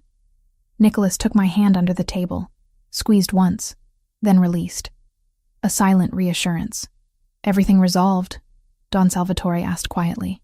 A minor family disagreement, nothing that concerns our guests. Nicholas's smile was perfectly crafted. Now, where were we? The meal continued, but the atmosphere had shifted. Conversations were more subdued. People started checking watches, making excuses about early mornings. By the time dessert was served, it was clear the party was winding down earlier than planned. Roberto appeared and whispered something to Nicholas, who went pale. He stood immediately. My apologies, but I've just received word from the hospital. My grandmother has taken a turn. Immediate family will be heading there now. For everyone else, please continue to enjoy the evening. Maria and the staff will see to your needs. The Don stood as well. Give her my best. We'll take our leave and let you tend to family matters. Within 20 minutes, the house had mostly cleared. Nicholas, Rosaria, Giuseppe, and 3 cousins gathered in the entrance hall. Nicholas looked at me. You should come. She asked for you specifically. I don't want to intrude on family. You promised her you'd take care of me. His voice was raw. She'll want to see that you meant it. The drive to the hospital was silent, except for quiet sobbing from Rosaria. When we arrived, a doctor met us with the expression medical professionals get when delivering bad news. She's stable for now, but her heart is failing rapidly. She's asking for Nicholas. She's been asking for the past hour. We crowded into her room, and I hung back near the door, not wanting to take space from actual family. But Lucia's eyes found me immediately. There she is. Come here, child. I moved to the bedside. She took my hand with surprising strength. You came. Good. She looked at Nicholas. All of you out. I need to speak with Chloe alone. Nonna. Out. I don't have time to argue. Her tone allowed no debate. One by one, they filed out. Nicholas last. He gave me a look I couldn't quite read, then closed the door behind him. Lucia studied me with those sharp eyes. You think I don't know. My heart stopped. Know what? That this started as something false. That my grandson forced your hand somehow. Made you play this role. She smiled slightly. I've lived 83 years in a world built on lies and necessities. You think I can't recognize when something begins as strategy? I'm sorry. I didn't want to deceive you. But something changed. She squeezed my hand. What started false became real, didn't it? I see how you look at him when you think no one notices. I see how he's different with you. Softer, more human. That cannot be faked, no matter how good the actress. Tears burned behind my eyes. I don't know what it is. I just know it's complicated. Love is always complicated. It wouldn't be worth having otherwise. She shifted painfully. I'm going to ask you something, and I need the truth. Do you care for my grandson? Not the performance, not the arrangement. Really care? I thought about lying, about maintaining the fiction to the end. But those sharp eyes deserved honesty. Yes. God help me. Yes. Then promise me again. Promise you'll fight for him. Even when he makes it difficult. Even when his world seems too dark to navigate. Promise you'll be the light that reminds him life is worth living beyond revenge and responsibility. Mrs. Versiani, promise me, Chloe. I promise. She relaxed, sinking back into pillows. Good. Now send my grandson in. I need to release him from some promises so he can keep new ones. I called Nicholas back in. He went to her bedside immediately, taking the hand I'd just released. I started to leave, but she shook her head. Stay. You should hear this too. She looked at Nicholas. You've been a good grandson, better than I deserved. You've carried burdens no one should bear alone, and you've done it with honor and strength that would make your father proud. Nonna, please. Let me finish. I don't have much time, and I need you to hear this. She took a labored breath. I'm releasing you from your promise to me. The one you made after Carla died, when you swore you'd dedicate yourself to protecting the family above all else, that you'd never let personal attachments make you vulnerable again. Nicholas's face went white. That promise is why I've kept everyone safe. That promise is why you've been half alive for 5 years. It's time, Nico. Time to let yourself actually live, not just survive.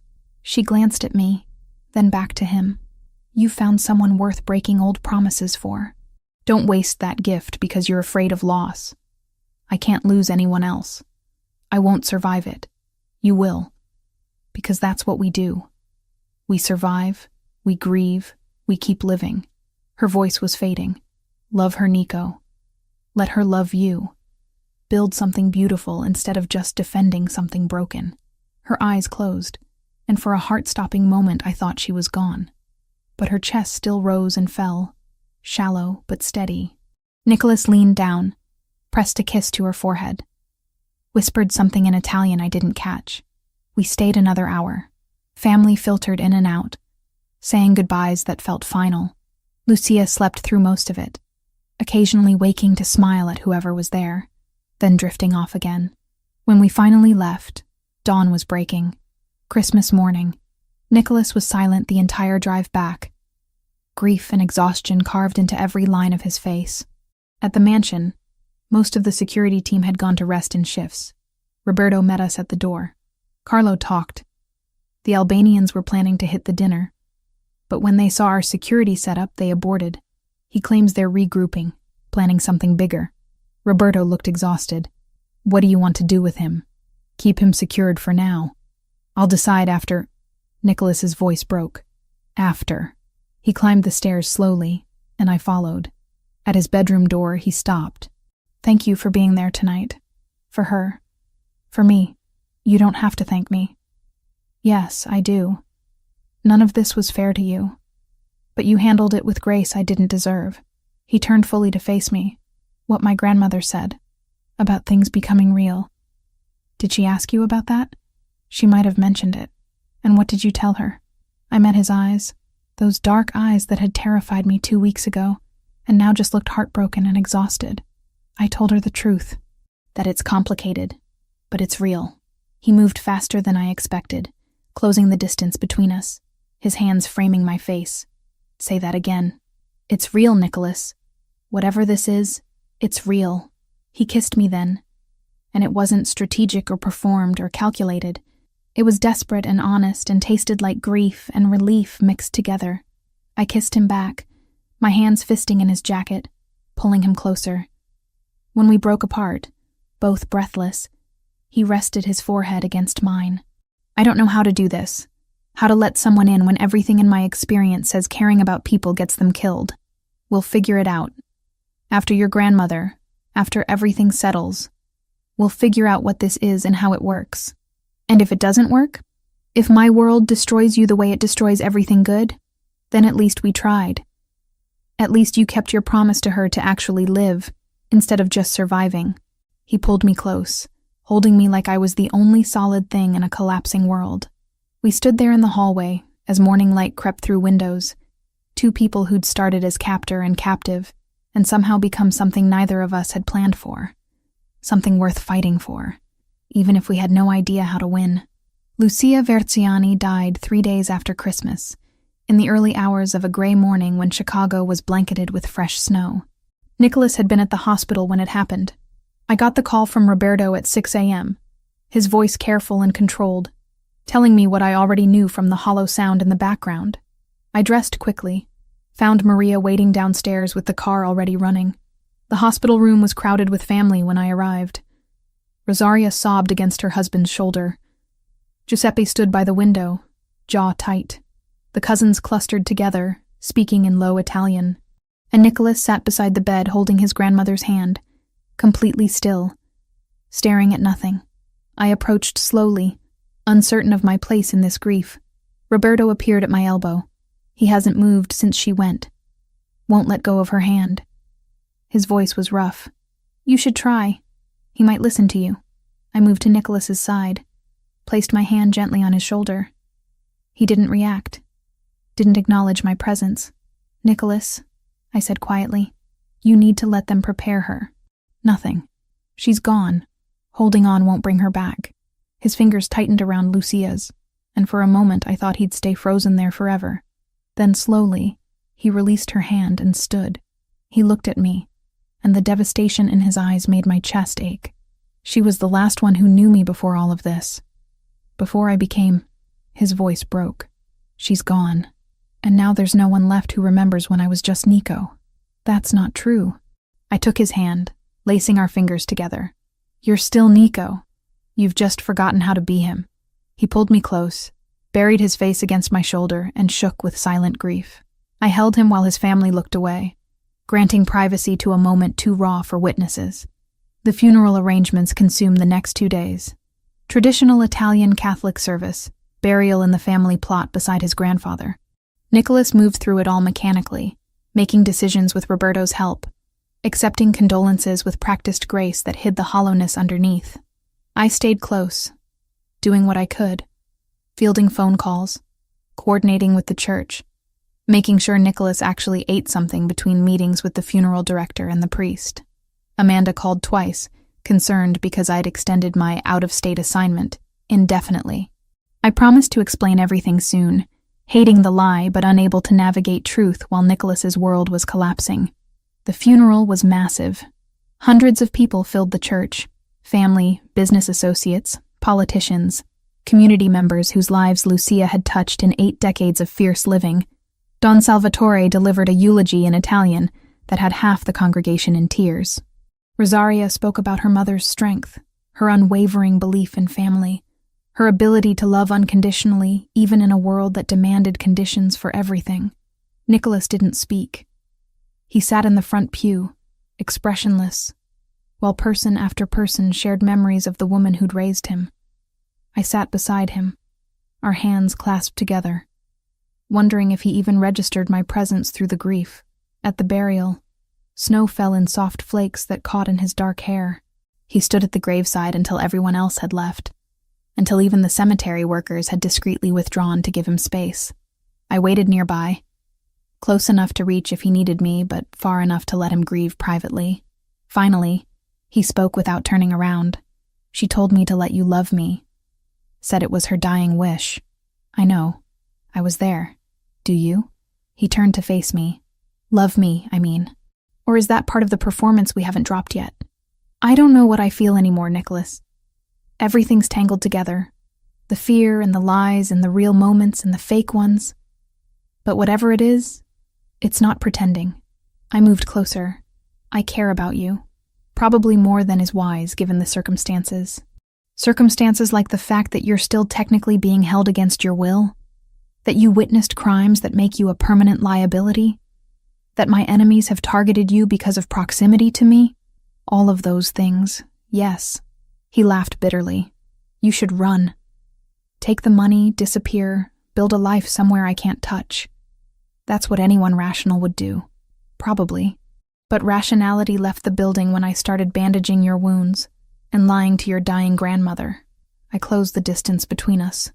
I'm here because I choose to be, not because of threats or money or obligation, because somewhere in the middle of this disaster, you became someone I don't want to walk away from. He kissed me then, desperate and needing, and I kissed him back with equal intensity. We stood in the cemetery surrounded by graves and falling snow, two people who'd found each other in the worst possible way and somehow made it mean something.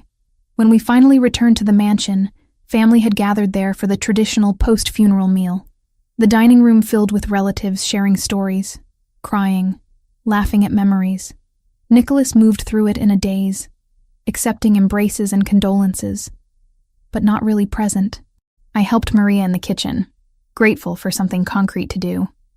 Amanda had been trying to reach me, but I'd silenced my phone. I'd have to deal with that reality soon. Explain why I'd been gone nearly 3 weeks, why I'd lied, what I'd gotten myself tangled in. But not tonight. Tonight was for Nicholas and his grief, and the family trying to hold together in Lucia's absence. Evening came. Family started departing, offering final hugs and promises to check in soon. Rosaria pulled me aside before leaving. "You're good for him," she said. "My mother saw it before anyone else did. She always could see what people needed before they knew themselves. I don't know what I am for him. Everything's complicated. Love is always complicated in this family." She squeezed my hand. "But Lucia believed in you. That's recommendation enough for me." After everyone left, the mansion felt cavernous and empty. Nicholas disappeared into his study with a bottle of whiskey. Roberto caught me in the hallway. Let him be for a while. He needs to process alone before he can let anyone help. He shouldn't be alone right now. Sometimes alone is necessary. Trust me. I've known him since he was 16. I understand how he grieves. Roberto's expression softened. But stay close. When he's ready to not be alone anymore, you should be there. I went to my room, the interior one I'd been confined to for security, though those restrictions felt less important now. Changed out of funeral clothes into comfortable sweats. Tried to read but couldn't focus. Amanda texted again, more insistent now, and I finally responded with a vague promise to call tomorrow and explain everything. Around midnight, someone knocked on my door. Nicholas stood there, still in his funeral suit minus the jacket and tie, looking wrecked and exhausted and desperately alone. "Can I come in?" he asked. I stepped aside, and he entered the room he'd probably been in dozens of times for security purposes, but never like this. Never vulnerable and seeking comfort rather than asserting control. He sat on the edge of the bed, head in his hands. I can't be in that study. Can't be around her things in the library. Can't sleep in my room because I can see the guest room where we put her when she visited last month. His voice was raw. I don't know where to be that doesn't remind me she's gone. I sat beside him, close enough that our shoulders touched. Then be here. With me. Tonight you don't have to be the boss or the grieving grandson or anything except a person who lost someone important. He turned to look at me, and something in his expression cracked open. I don't know how to do this without her. She was my compass, the thing that kept me from becoming just another monster in expensive suits. What if without her that's all I am?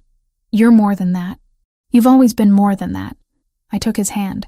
She raised you to be strong and honorable and protective. Those things don't disappear because she's gone. You don't understand what this world does to people. How it grinds away everything good until all that's left is survival and violence. Then don't let it. Fight for the parts of yourself she believed in. Be the man she saw when she looked at you, not the man your enemies fear. He pulled me close, and we lay back on the bed fully clothed, wrapped around each other like anchors in a storm, his face pressed against my neck, my fingers threading through his hair. No words, just breathing together in the dark. Somewhere in the quiet, he whispered, "I love you. I don't know when it happened or how, but I do. And it terrifies me because everyone I love ends up dead. I'm not going anywhere," I promised, knowing it might be a lie but needing to say it anyway. "You're stuck with me, Nicholas Versiani. That's a terrible decision on your part. Probably. But it's mine to make." We stayed like that until sleep finally claimed us both. Grief and comfort tangled together into something that felt like hope, despite all the reasons it shouldn't. Morning came too early. Nicholas was gone when I woke, but a note on the pillow said he'd gone to handle business matters that couldn't wait. Roberto appeared an hour later to brief me on security updates. The Albanian situation had quieted during the funeral out of traditional respect, but intelligence suggested they were planning something larger. "Nicholas wants you to stay in the interior areas for now," Roberto said, "until we know what Arbin's planning. I can't hide forever. No. But you can stay safe until Nicholas is in a better position to handle threats. Right now he's operating on grief and rage. Not ideal for strategic thinking." I understood what Roberto wasn't saying. Nicholas was dangerous to himself and others when emotionally compromised. Keeping me safe was one less thing for him to worry about. Amanda called mid-morning, and I finally answered. "Chloe, what the hell is going on? You've been gone 3 weeks, you're lying about where you are, and now there's some security guy watching my building like he thinks I'm in danger." "I know. I'm sorry. I'll explain everything, I promise. But are you safe? Has anyone else approached you? Besides the obvious bodyguard?" "No. But Chloe, you're scaring me. This isn't like you. I know, and I'm going to make it right. Just give me a few more days to sort things out. Then I'll tell you everything." I hesitated. "Do you trust me?" "Yes.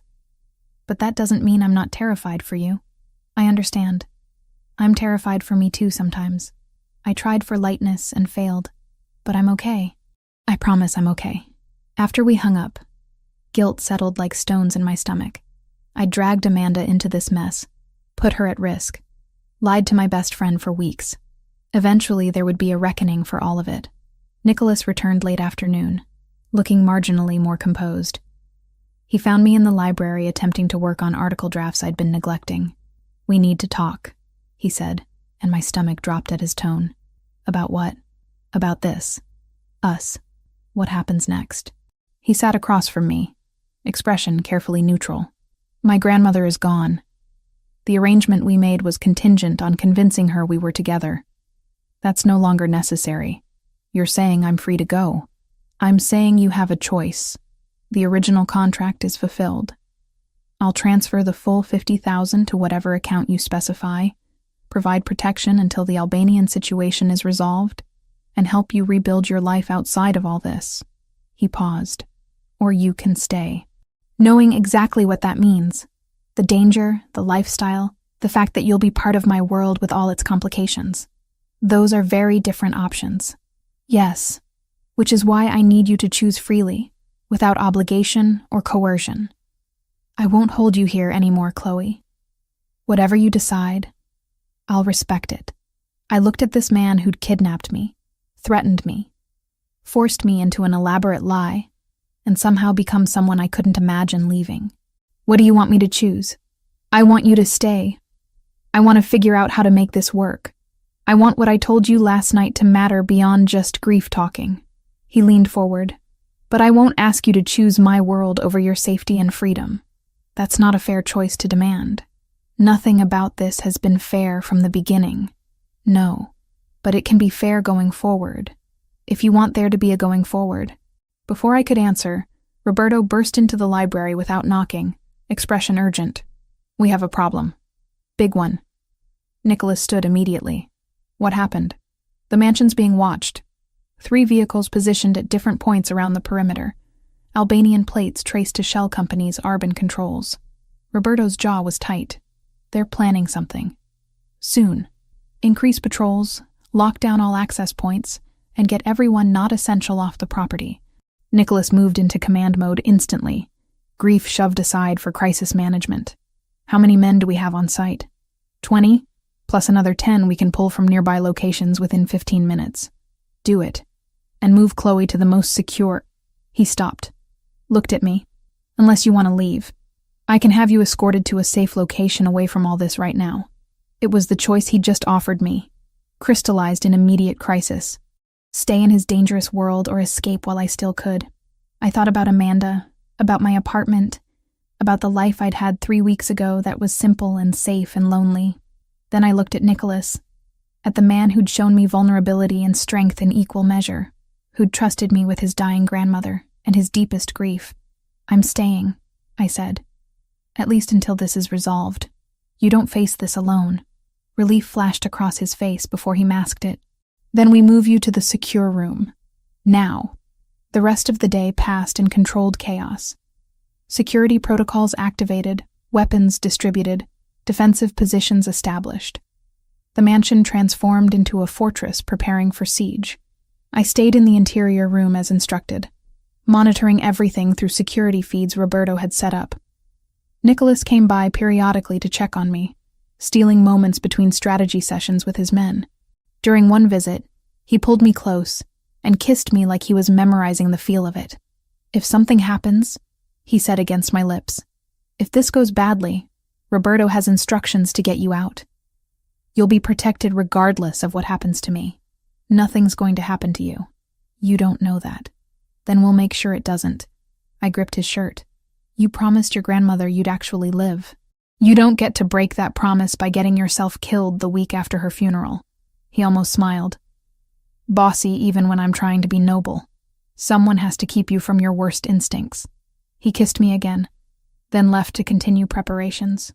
I watched through monitors as night fell and the mansion settled into tense waiting. Guards at every access point, lights strategically positioned. Everything ready for whatever came next. Around midnight, Roberto's voice crackled through the intercom. Movement at the south gate, multiple vehicles approaching. I watched the feeds as 3 black SUVs pulled up to the property line. Men emerged, and even through the grainy footage I could see weapons. Not a subtle approach, a direct assault. Nicholas's voice came through the security channel, calm and commanding. Hold positions. Let them make the first move. Record everything. The Albanian forces spread out, clearly planning coordinated entry from multiple points. This wasn't intimidation or posturing. This was war. And I was trapped in the middle of it, watching the man I'd somehow fallen for prepare to defend his home and his life against enemies I'd inadvertently helped create by existing in his world. The choice to stay suddenly felt very real and very dangerous, but I'd meant what I said. I wasn't leaving. Not tonight. Not until this was over and we could figure out what we actually were to each other, without death and lies tangling everything. Whatever came next, we'd face it together. The attack on the mansion lasted 17 minutes. I know because I watched every second tick by on the security monitor while men with guns turned Nicholas's home into a war zone. The interior room held. The door didn't break. But watching him move through crossfire on those grainy feeds made my chest feel like someone was sitting on it. When the gunfire finally stopped, Roberto's voice came through the radio Nicholas had left me. Clear. We held them off. Boss wants to know you're... Static swallowed the rest. I tried responding. Got nothing back. My hands wouldn't stop shaking. The door opened 10 minutes later. Not Nicholas. 2 men I'd seen around the property but never spoken to directly. Come with us, the taller one said. Not threatening. Just matter of fact. Where's Nicholas? Dealing with casualties. He sent us to move you to a more secure location while we assess damage. Something in my gut twisted. I want to talk to him first. He's busy. We need to move now.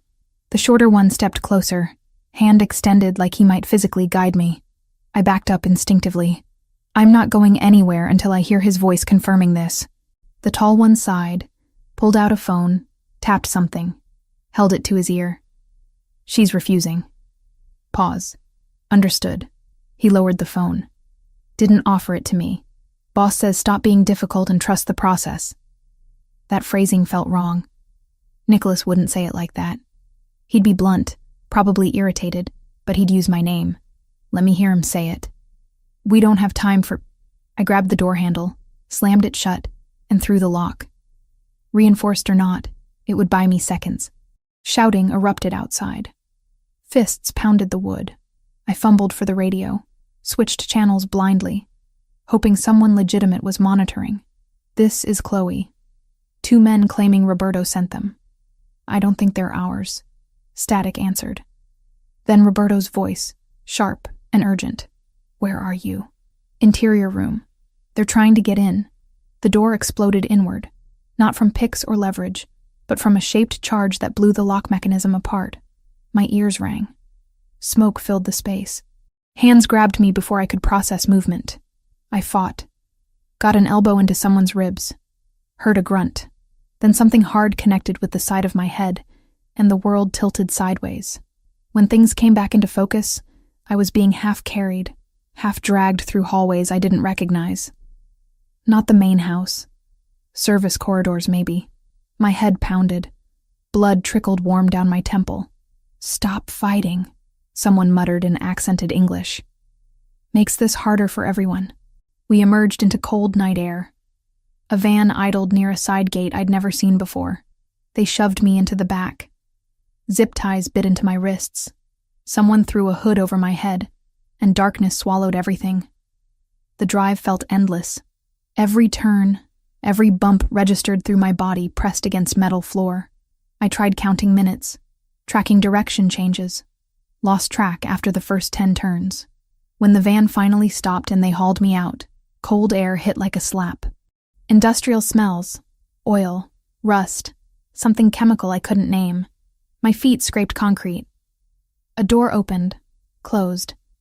Echoes suggested large, empty space. They removed the hood. Warehouse, mostly empty. Overhead lights casting harsh shadows. And standing 20 feet away, watching me with dark, assessing eyes, was Arbin. I'd seen his photo in Nicholas's files. In person, he looked older, harder. Mid-30s, beard trimmed neat, expensive coat over tactical vest. A man who'd learned to blend legitimate businessman with organized criminal. "Ms. Turner," he said, accent thicker than the men who'd taken me.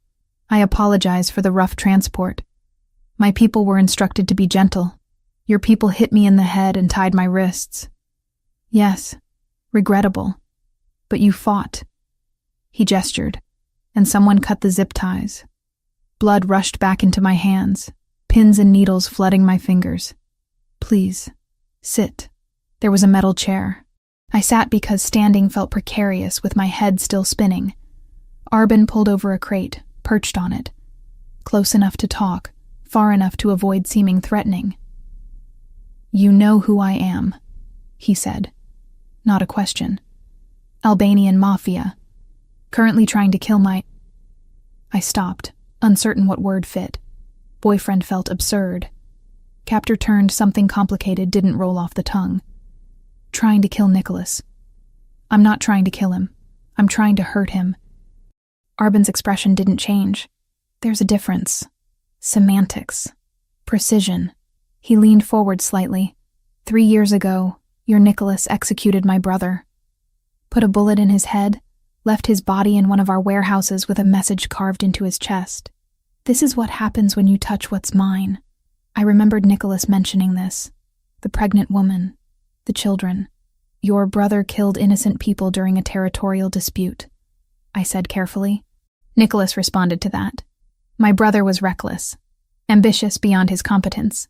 He pushed too far, ignored warnings, and yes, people died who shouldn't have. Arbin's voice stayed level, but something cold moved behind his eyes.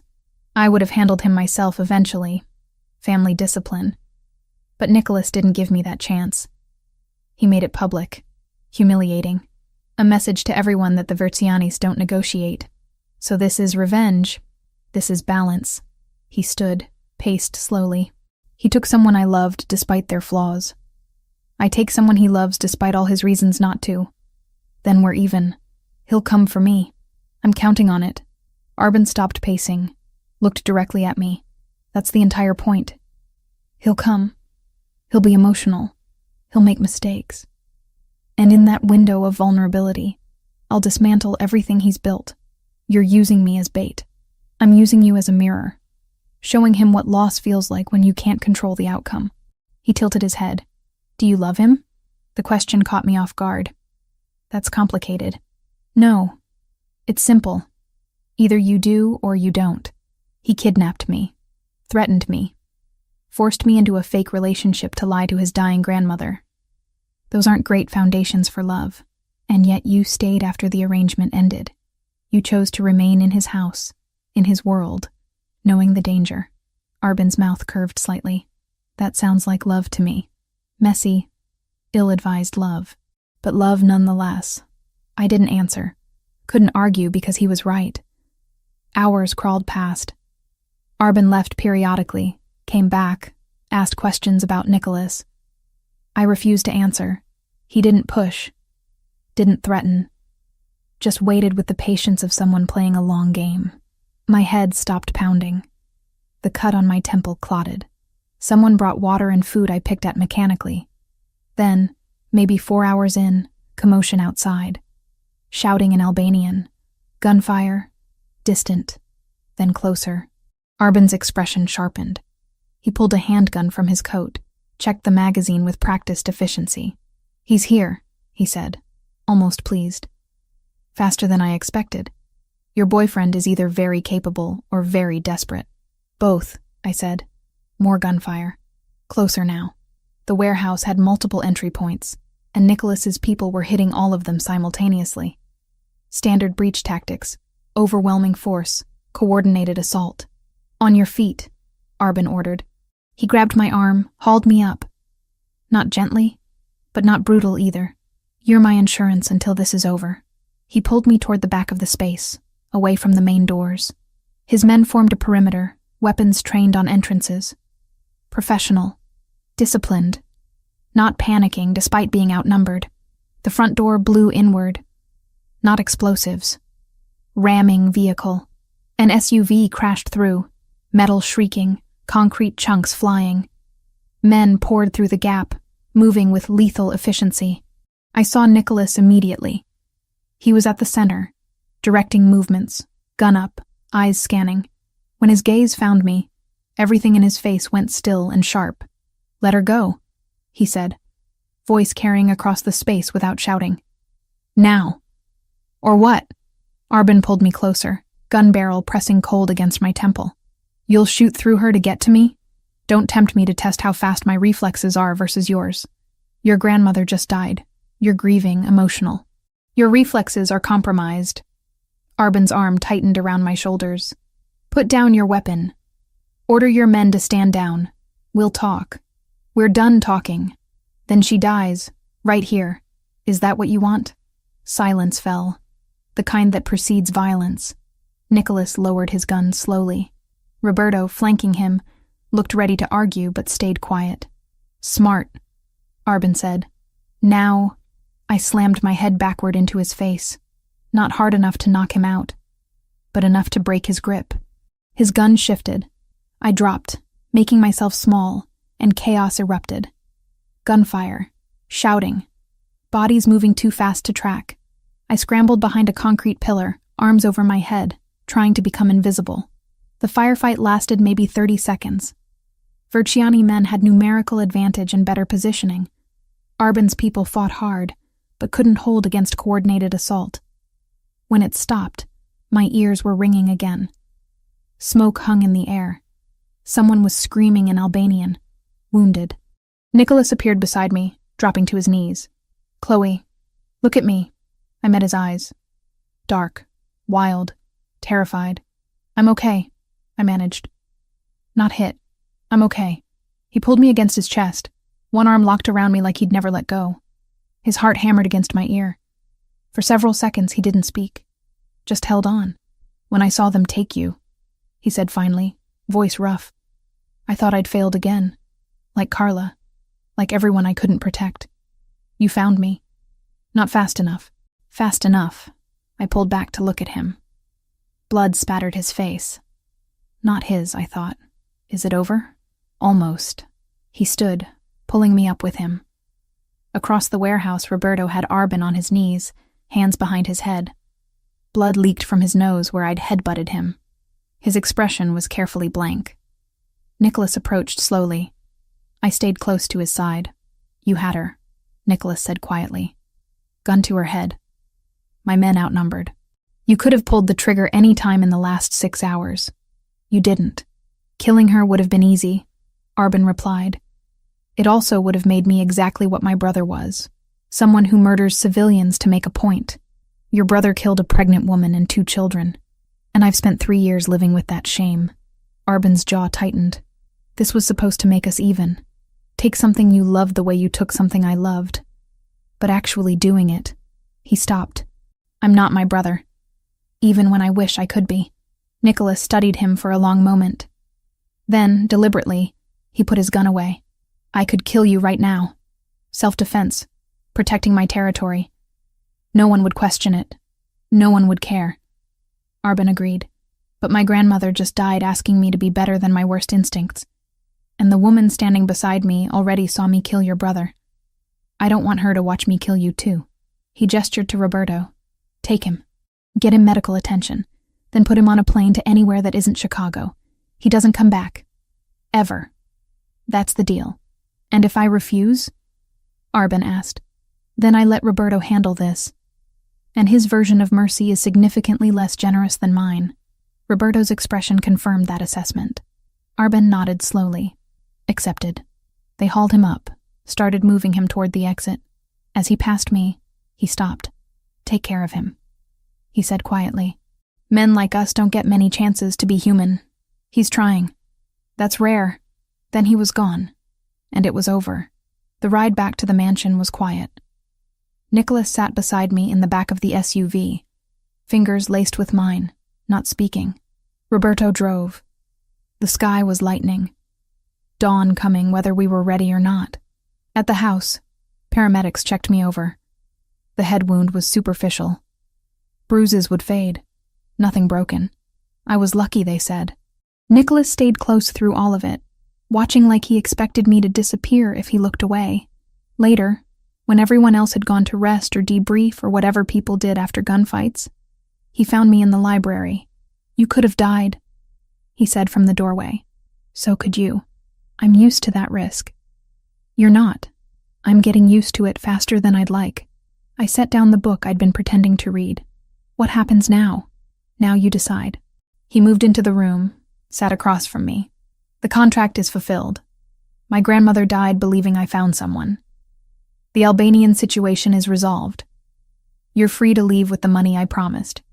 New identity if you want it. Protection until you're settled somewhere safe. And if I don't want to leave, then we figure out how to make this work. A life that's half yours, half mine. Entirely complicated. His eyes held mine. But that's your choice. I won't keep you here anymore. I thought about my apartment, my job, Amanda. The life I'd had 3 weeks ago that felt like it belonged to a different person. I need time, I said honestly. Time to think without anyone threatening me or asking me to lie to dying women or shooting at me. How much time? A few days, maybe a week. Somewhere quiet where I can process everything that's happened. I can arrange that. He stood, moved toward the door, then stopped. For what it's worth, I meant what I said. I love you. That's not going to change whether you stay or go. I know.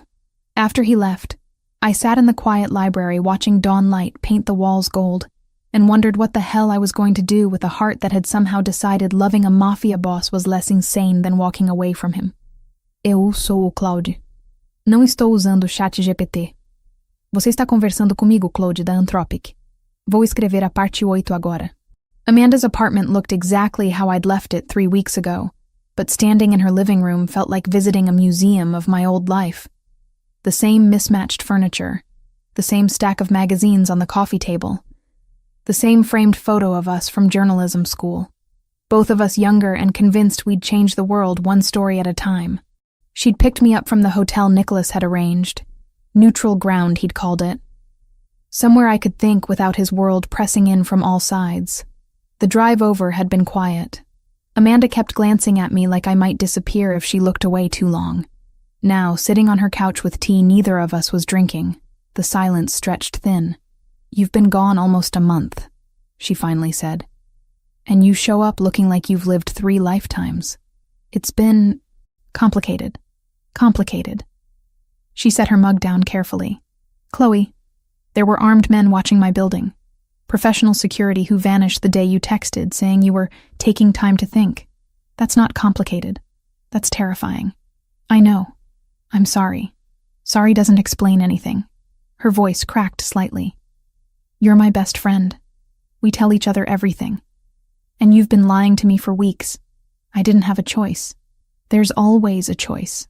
I looked at her. Really looked. The worry lines around her eyes. The tension in her shoulders. I'd done this to her. Me and my terrible decisions in a parking garage. You're right, I said quietly. I should have trusted you. But the truth was so insane I didn't know how to explain it without sounding crazy. Try me now. So I did. I told her everything. The parking garage, Nicholas, the forced arrangement with his grandmother, the Albanians, the kidnapping, the warehouse. I left out some of the violence. Amanda didn't need those nightmares, but I didn't sugarcoat the danger or my own culpability in staying longer than the original contract required. She listened without interrupting. When I finished, she stood up, walked to the window, stared out at Chicago's skyline. You fell in love with a mafia boss, she said flatly. I don't know if it's love exactly. Chloe. She turned around. You stayed after he gave you an out. You got kidnapped and still came back to him. That's love. Messy. Probably doomed. Definitely inadvisable love. But love. It's more complicated than that. Everything with you is complicated lately. She came back to the couch, sat down. The question isn't whether you love him. The question is whether you can actually build a life with someone whose world involves kidnappings and shootouts. I don't know. Then figure it out. Because I can't watch you destroy yourself for someone who might get you killed. Her eyes were wet now. You're all I have, Chloe. My only real family. If I lose you to his world, you won't. You can't promise that. She was right. I couldn't. We sat there for a while, the weight of impossible choices pressing down. Finally, Amanda said, What does he want you to do? He gave me a choice. Stay and try to make it work, or take the money and disappear into a new life somewhere safe. What do you want to do? I don't know. The admission hurt. Part of me wants to run as far as possible. The other part, I stopped. The other part can't imagine not seeing him again. That's the part that scares me. It scares me too. She reached over, took my hand. Whatever you decide, I'm here. Even if I think you're making a terrible mistake. Even if his world terrifies me. You're my person. You're mine too. Then don't vanish again without telling me. Deal? Deal. I stayed with Amanda for 3 days. We fell into familiar rhythms, cooking together, watching terrible movies, talking about everything except Nicholas. She told me about work, about the guy from accounting who kept asking her out, about the editor who was driving everyone crazy with impossible deadlines. Normal life, the kind I'd had before everything changed. On the third night, my phone rang. Nicholas? I'd been texting him periodic updates. I'm fine, still thinking, need more time, but we hadn't actually talked. I answered on the fourth ring. Hi? Hi? His voice sounded tired. How are you? Processing. You? Running an organization while missing you more than is probably productive. A pause. I'm not calling to pressure you. I just wanted to hear your voice. Something in my chest twisted. I'm glad you called. Amanda treating you well? She threatened to kill you if you get me hurt. But yes, she's being amazing. Good. She should threaten me. I deserve it. Another pause. Roberto says the Albanian situation is fully resolved. Arben took the deal. He's out of Chicago permanently. You're safe now. That's good. It is. He exhaled slowly. Chloe, I need you to know something. Whatever you decide, I won't make it difficult. If you want to leave, really leave, I'll make sure you're protected and set up somewhere you can start over. No guilt, no obligations, no strings. I know. And if you want to stay, we'll figure it out together. But on your terms, not mine. Since when do you do anything on someone else's terms? Since I realized that controlling everything is just another way of being alone. His voice softened. My grandmother was right. I need to stop treating life like a business deal I can negotiate. That's very introspective for a crime boss. I've had a lot of time to think while you've been gone. A beat. I miss you. I miss you too." After we hung up, Amanda appeared in the doorway. "That was him?" "Yeah. He sounds not like what I expected." "What did you expect?" "Someone more threatening, more obviously dangerous." She tilted her head. "He sounded lonely." "He is lonely. That's part of the problem. Or part of the solution," Amanda said quietly. "If you're both lonely, maybe you're less alone together." That's very philosophical. I'm full of wisdom tonight. She came over, sat beside me. "You're going back to him, aren't you?" "I think so. Maybe. I don't know." I rubbed my face. "Is that completely insane?" "Probably. But you've never made the safe choice when the interesting one was available." She bumped my shoulder. "Just promise me you'll be careful, and that you'll call me more than once a week." "I promise. And if he ever hurts you, I get to kill him." "Deal." 2 days later, I was back in my own apartment for the first time in a month. It looked smaller than I remembered, dustier. The plants were dead, despite what I'm sure were Amanda's best efforts. I spent the afternoon cleaning, watering the corpses of my former houseplants, going through mail. Bills, mostly. A few work-related letters my editor had forwarded. Nothing urgent. My laptop sat on the desk where I'd left it. I opened it, pulled up the half-finished article I'd been working on before everything happened, read through it. The words felt like they belonged to a different person. I started writing something new instead. Not the Meridian Holdings story. That investigation had died when I witnessed Nicholas's transaction. Not a puff piece or lifestyle journalism. Something true. About power and choice and what it means to be complicit in worlds you never intended to enter. The words came slowly at first, then faster. I wrote for hours, barely noticing when daylight faded into evening. When I finally stopped, I had 7,000 words of something raw and honest and probably unpublishable in any mainstream outlet. But it was mine. My truth, my processing. My phone buzzed. Nicholas again. "How's your apartment?" he asked. "Dusty. All my plants died." "I'll buy you new ones." "That's not how plants work. Then I'll buy you ones that are already alive." A pause. "Can I see you?" "When?" "Tonight. Tomorrow. Whenever you're ready." I looked around my apartment, at the life I'd built that suddenly felt too small for the person I'd become. "Tomorrow," I said. "New Year's Eve. There's a party at the mansion, right?" "There was supposed to be. I canceled it after everything." "Uncancel it." "Chloe, I'm serious. Throw the party. Invite everyone. Show them you're still standing." I took a breath. "And I'll be there. If you want me there." Silence stretched for several seconds.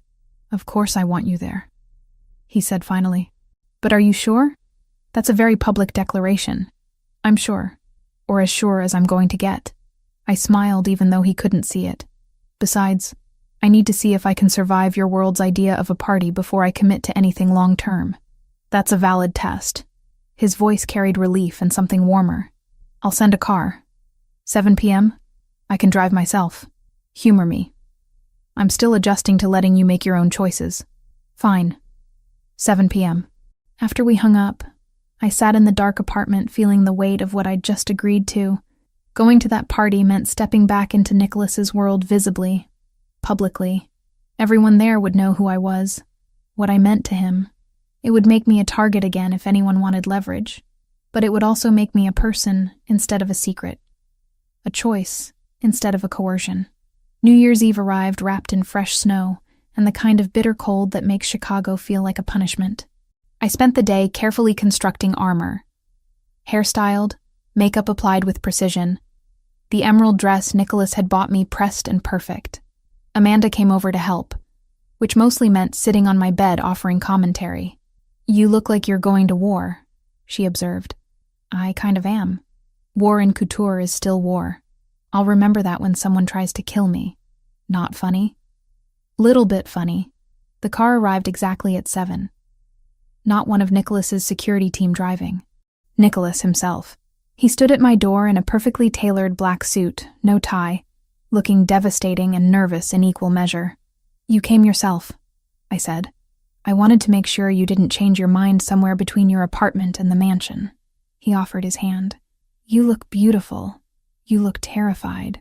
I am terrified. You're walking back into my world voluntarily. That's either the best decision you've ever made or the worst, and I won't know which until it's too late to take it back. Comforting. I'm trying honesty. You said you wanted honesty. I did. I do. I took his hand. Let's go before I lose my nerve. The mansion glittered with lights and decorations, transformed from fortress to celebration venue. Music drifted from inside. Live band, not recorded. Expensive cars lined the drive. People in formal wear moved through rooms visible through windows. Nicholas led me inside, his hand at the small of my back. Conversations paused as we entered. Everyone turned to look. I recognized faces from the Christmas dinner. Rosaria, who smiled warmly. Don Salvatore, who raised his glass in salute. Roberto, who nodded approval. Others I didn't know but who clearly knew exactly who I was. Everyone, Nicholas said, his voice carrying across the room. You remember Chloe. Not, this is my girlfriend. Not, allow me to introduce. Just my name and the assumption that I belong there. Rosaria approached first, pulling me into a hug. You came back. Good. He's been impossible without you. I heard that, Nicholas said. You were meant to. She patted my cheek. Come, let me introduce you to people who aren't criminals. We need balance. The evening unfolded in waves. Conversations with family members who asked polite questions about my work and didn't mention kidnappings. Business associates who assessed me with sharp eyes and apparently decided I was acceptable. Politicians who pretended not to recognize the criminal element surrounding them.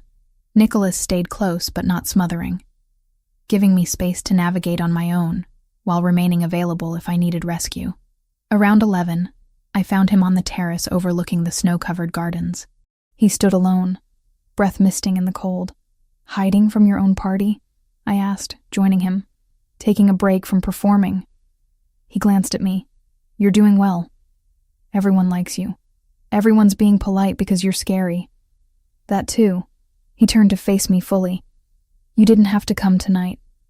I would have understood if you'd changed your mind. I know. But I made a choice. I moved closer. I'm choosing you. Your world, your life, all the complicated, dangerous parts. I'm choosing it because the alternative is going back to who I was before, and I don't fit there anymore. You might regret this. Probably. But I'd regret not trying more. He pulled me close, kissed me slowly. When we broke apart, fireworks were starting somewhere in the distance. Almost midnight. I have something for you, he said, reaching into his jacket. He pulled out a small velvet box. My heart stuttered. Nicholas. Relax, it's not a ring. I'm not that presumptuous. He opened it. Inside was a delicate gold necklace with a small pendant. A key. A key? To the house, to my life, to whatever you want it to mean. He took it out, fastened it around my neck. You're not a prisoner anymore. You're a partner, if you want to be. I want to be. Inside, someone started counting down. 10, 9, 8. We stood on the terrace in the cold, holding each other, while the party celebrated behind us. 3, 2, 1. Happy New Year, Nicholas said against my lips. Happy New Year. 6 months later, I stood in the same garden, feeling the weight of the key pendant Nicholas had given me, and the new weight of his child growing inside me. The mansion had become home in ways I still couldn't quite believe. My laptop lived in the library now. My clothes filled half his closet. My terrible coffee addiction had infiltrated the kitchen, much to Maria's dismay. Amanda visited every week, still nervous about Nicholas's world, but gradually accepting that I'd made my choice and was sticking to it. We had lunch dates where she updated me on normal life, and I tried to pretend my life was anything approaching normal. Nicholas had shifted some of his business to more legitimate ventures, though I wasn't naive enough to think he'd gone completely clean. But he was trying, making space for a life that included more than just survival and revenge. And me? I was learning how to be a partner to someone whose world operated by rules I was still figuring out, writing stories that couldn't be published, but helped me process the absurdity of my new reality. preparing to become a mother in a house protected by armed guards. "You're thinking too loud," Nicholas said, appearing beside me in the garden. He wrapped his arms around me from behind, hands settling over where our baby was growing. "Just remembering." Remembering what? That night in the parking garage. If I'd made different choices, you'd be covering city council meetings and eating ramen in your apartment. That doesn't sound so bad. It sounds lonely. He turned me around to face him. "Are you happy? Really happy? Not just making the best of a bad situation?" I thought about it. The honest answer. I'm terrified most of the time. I'm still processing trauma. I'm bringing a child into a world that includes very real danger. I smiled. But yes, I'm happy. Because I'm not alone anymore. Neither are you. My grandmother would approve. Your grandmother knew before either of us did. She was perceptive like that. We stood in the garden where I'd once been a prisoner and was now something infinitely more complicated. Partners, lovers, a family in progress. Amanda was right. It was probably a terrible decision, but it was mine. And standing there with Nicholas's arms around me, our future uncertain but finally ours to shape, I couldn't bring myself to regret any of it. Not the parking garage, not the lies, not the danger, because all of it had led here. To a man who'd learned to love despite believing he couldn't. To a woman who'd learned to choose herself even in impossible circumstances. To a life built on honesty instead of coercion. And that, I decided, was worth every terrifying moment.